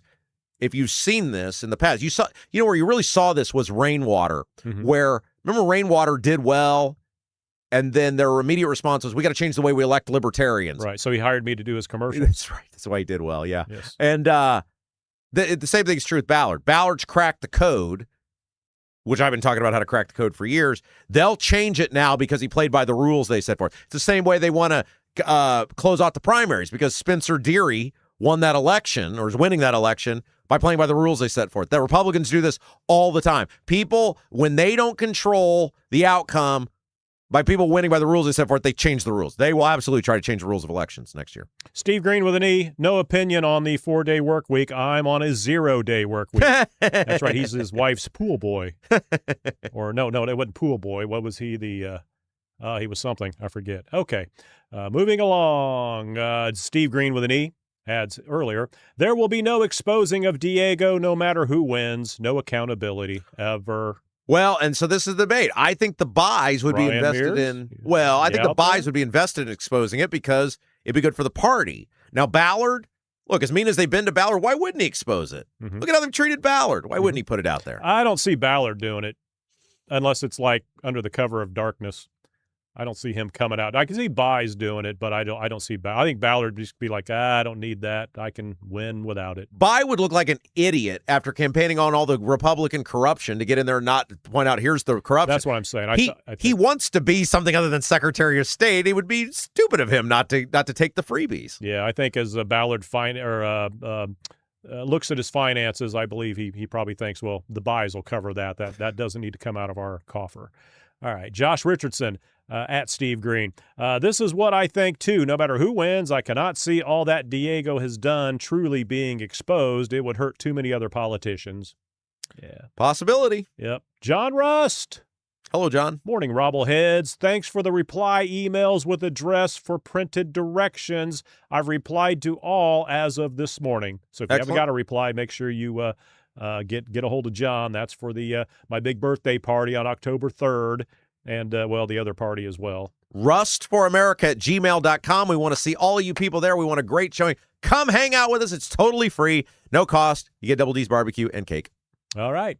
Oh, just speaking of, okay, here we go. Kenneth Egold, PSA, public service announcement. Yes. That's what that means for those that don't know that. Yes. I got an email from Jody at Honeysuckle Hill Bistro that this is their last season for on-site dining. They are moving towards catering only. So if you want to get out there and experience the lovely Honeysuckle Hill Bistro and cottages, you need to do it this spring or this summer and fall. Yeah, so they're not going. So people had asked about this. They're not going out of business. They had always intended to do this. Jody and Andy, their house is the restaurant. Mm-hmm. And their catering business is doing fabulous. Their cottage business is doing fabulous. They I think it initially kind of thought their kids might take over the business. They've got great opportunities, so they're not able to devote the time. And so they just said, hey, we can get our house back at the end of the year, and we can do this catering business, which has been gangbusters. So, yes, through the end of the year, the bistro will be open. They're not closing. The cottage is going to remain open. They're not closing their doors. They're not going out of business, anything like that. But the restaurant itself will be open through the end of the year. All right. We'll skip that golf thing. Thomas Ho. Are we carpooling for October 3rd? Seymour's not that far of a drive, is it? But that would be cool if some people did. Well, it's about, 45 minutes from Indianapolis, maybe 30 minutes from Greenwood. Robert Schwartz from the Rob Kendall billboard on Exit 99. That's right. About 30 minutes. Yeah. All right. Robert Schwartz, as far as, quote unquote, starting a political party in Indiana, the next legislature will probably take care of that. Yeah, they're going to change the law because, and one thing with Jacob Stewart that I just can't figure out, he thinks Ballard's going to barely get the 2%. And to me, I think Ballard's going to. We're not talking about the libertarians. No, I mean, I just think Stewart is and I think how many signatures, sorry to cut you off. I didn't mean to do that. How many signatures do you think a libertarian could get if he had to get signatures to be on a ballot? Well, they did it. That's how they got the ballot access to begin with. They did it 35 years ago. Mm-hmm. I don't know, man. I mean, today. Oh, yeah, it'd be hard. I mean, how many people would sign that? It'd be hard. But I think that part of it is Stewart's a Republican. He worked for the Republicans in the Senate. I think he likes Engling. I think some personal bias is playing it, which is fine. He's an opinion person. He can have whatever bias he wants. I just think he's very underestimating how well Ballard's going to do. I could be totally wrong, though. Ballard could end up, 3% of the vote. Who knows? Hey, looks like the old man's going to be at John's party. I sent request for me and the missus to John yesterday. Yay. Awesome. There we go. Look forward to seeing you there as well as everybody else. And there's no charge for this. It's all free because John's a hell of a guy. That's right. Giving us the whole third hour. I've never seen somebody give away more and ask for nothing in return than John Rust. Mm-hmm. I keep thinking he's going to need some point. He's going to be like, I need a favor. I need you to cut my grass or something. He never does. That protein diet of eggs all his life, fresh eggs all his life, made him a swell guy. Robert Schwartz, quote, people aren't as informed as we think, unquote. Laugh out loud couldn't be a truer statement. Oh, Stewart said that in the Stewart interview. said that, yeah. And also on that interview, Bob Schwarm, new one in the chat. Bob Schwarm is the former owner of All American Dog Fence when it was Indiana Dog Fence. There we Big go. fan of our show. There we go. Like to see him in the chat. That's where he's wrong. I think a lot of people are like me and tired of what the Republicans are doing. It's time to shake it up. Yeah, I think you're going to get that in central Indiana. My question is going to be, can Ballard get enough name ID that he doesn't get like the Libertarians do, 3% in some of these counties? Like, can Ballard raise enough money? And look, he's not a young guy. I'm not saying he's, Mr. Burns from The Simpsons, but does he have, I was talking with somebody about this the other day, does he have the energy to do 5-6 campaign events a day? I don't know. We'll see. All right. Also on the, let's see, just the 06010 board. Not sure I got him in here, so I wanted to get him in. Homeschoolers are efficient. Public school is a lot of wasted time. That's true. A lot, just like the Army. Hurry up and wait. Hurry up and wait. Homeschoolers are crazy, man. The amount of stuff those parents can get done in a short period of time. And, and all the kids. And it's all focused and directed, and you get it done, and you don't sit there bored. Okay, now snap out of that and let's learn. Okay. I mean, I'm an adolescent. I'm thinking about the girl next to me. And, I'm just going to snap out of this and focus on you. And almost all these kids are like perfectly well-behaved kids too. At the homeschoolers. Like usually. Yeah, I think a lot of that comes from the parents. Although there is a social aspect to school, right? Like you learn how to socialize with people. That's a huge part of learning how to be an adult. That you probably don't get with the homeschooling. All right. Joseph Norris, hasn't the Libertarian Party been doing that for hasn't the Libertarian Party been doing for decades what this guy suggests Ballard should do? And look where the Libertarian Party is now, in the toilet. Yeah, and Stewart got blasted for this column, and a lot of people have ripped him. And look, he's a good writer and he's a good guy. I think he's just, I think he totally missed the boat on this. That somebody suggested clickbait. Well, yeah. Well, he was trolling, but I think I was talking with somebody about this yesterday.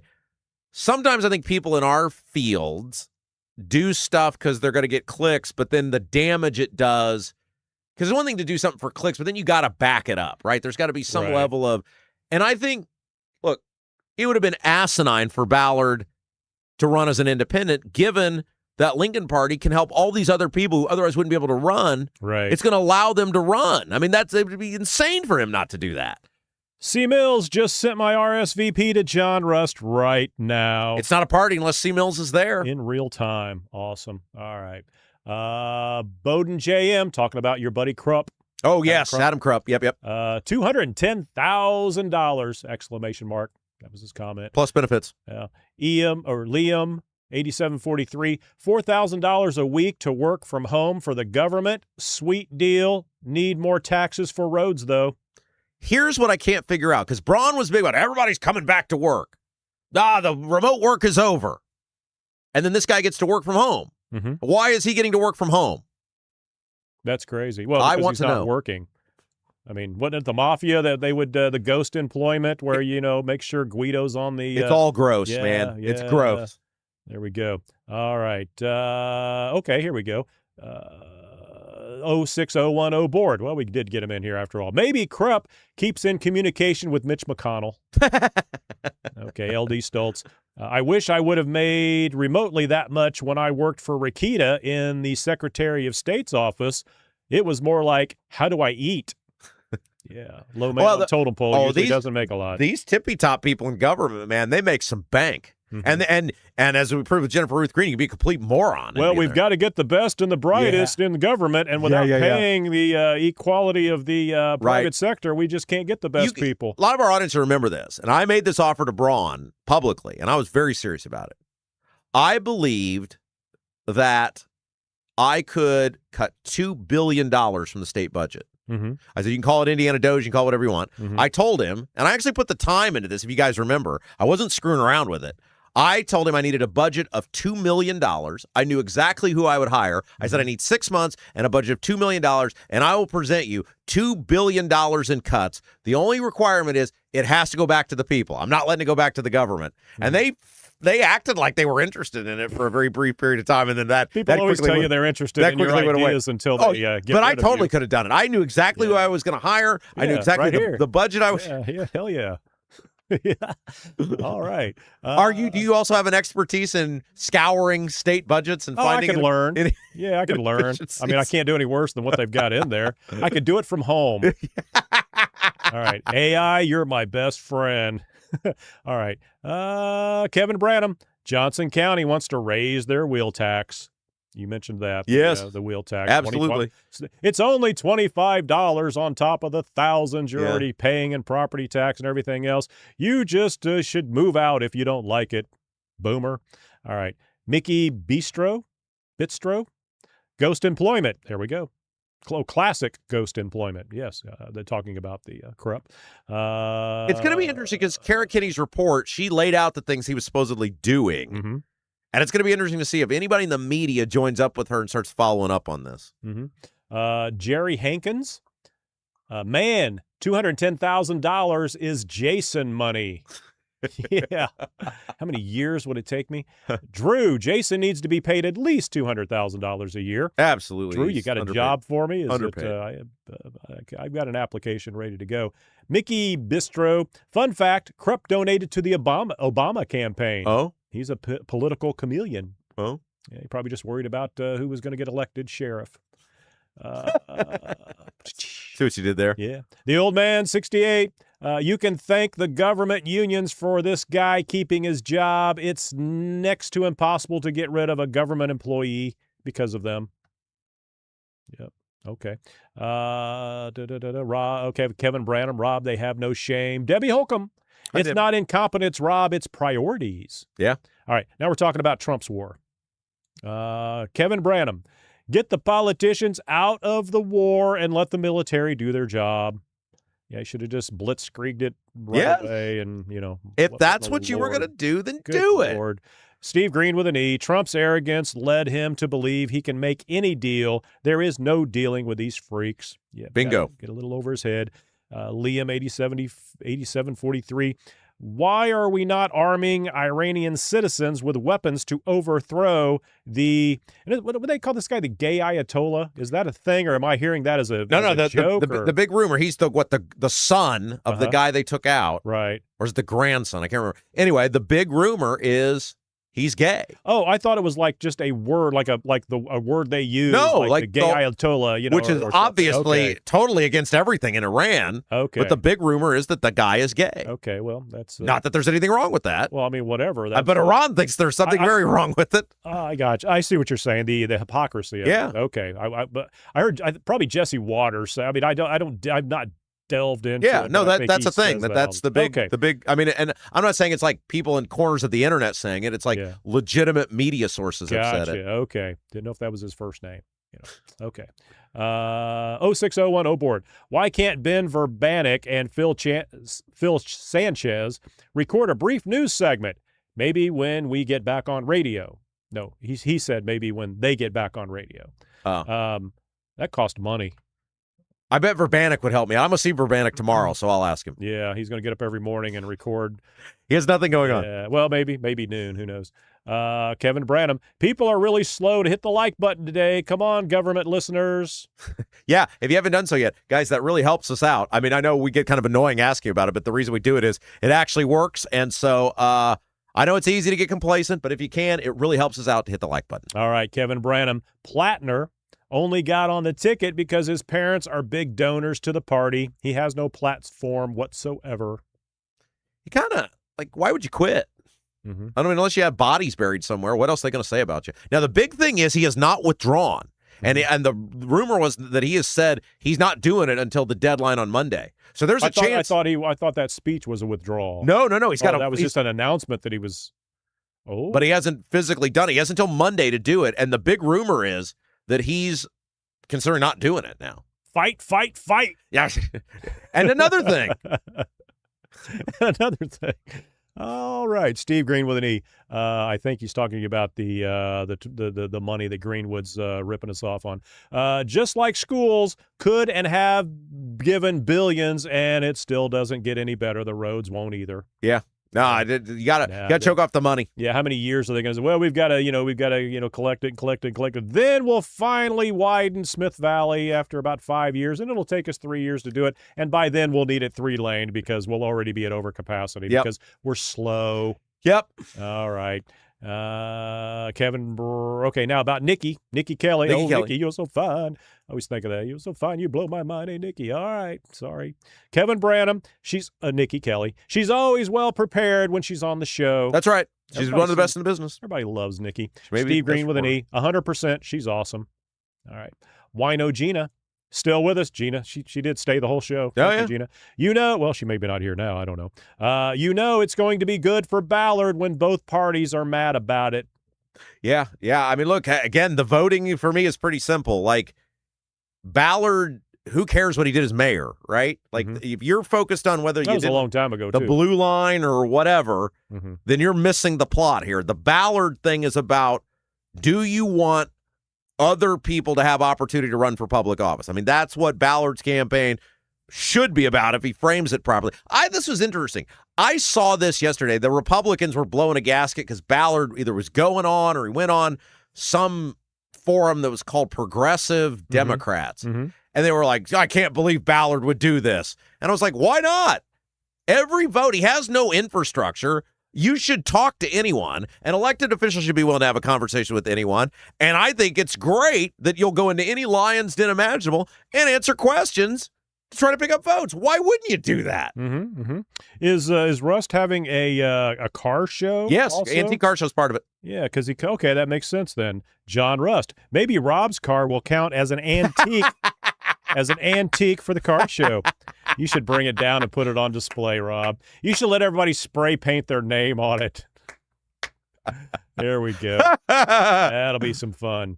That's what I want for my birthday. All right. And then we continue on. The Old Man 68. Okay, little entertainment for the weekend. If anyone is bored this weekend, come on down to French Lick to the National Model A Convention. Oh? Yeah. Not sure what that is. The Model A cars? Yeah, like trains. Train? Oh, I think he's a train guy. Yeah, it's trains. All right. Kevin Branham. This would have been about an hour ago. The John Rust Hour is almost here. Thank you, John. Thank you, John. Steve Green with an E. Rust or bust. 0601 board. Would love to see Rust Egg Company logo with a smaller Rob logo on an upcoming race at IRP. Indiana Raceway Park. Oh, yeah. Indianapolis Raceway Park. Yeah. Spray jockey. Thank you, John Rust. All right. So I know Rob's got to get, see, now today I had the right number of chats. Yep, there we go. time. Yesterday I fell short. I was a little derelict in my duties yesterday, and we had to cut the chat short. Not today. I made sure we got it all in there, and thanks to everybody for the chat. Oh, yeah. Points.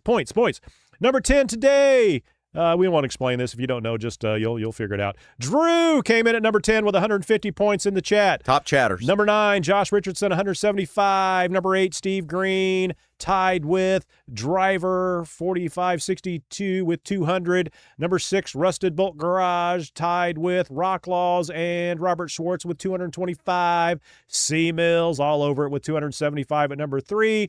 The Old Man, 68. 300 points at number 2. And number 1, Kevin Branham. Wow. 475 points. He smoked everybody. Not that it's a competition. Let's see. Did I come in anywhere down here? I don't think I came in anywhere. I don't think I commented today. So I need to start getting my points up there. All right. Anyway, that'll do it for the chat. Brought to you by Black Sheep Plumbing. Give John a call. Find the phone number on the website anytime you need it. RobKendallShow.com. That'll do it for me. So long, everybody. You guys have an awesome weekend. Be safe. Take care of yourselves. Take care of your friends, your neighbors. We love you guys. We can't thank you enough for all that you do for us. Thank you to John Rust for sponsoring our third hour. All of our sponsors. Hit that thumbs up button if you guys haven't had a chance to do that yet before you go. It really does help us out. Share the feed over the weekend. Tell your friends about us. We usually do great numbers over the weekend as people find the program for the first time. Help us out. Help us do that. You guys are amazing. Take care of yourselves. We will see you back here Monday, 9 until noon. For producer Jason, I'm Rob Kendall. You've been watching. You've been listening to Rob Kendall Show.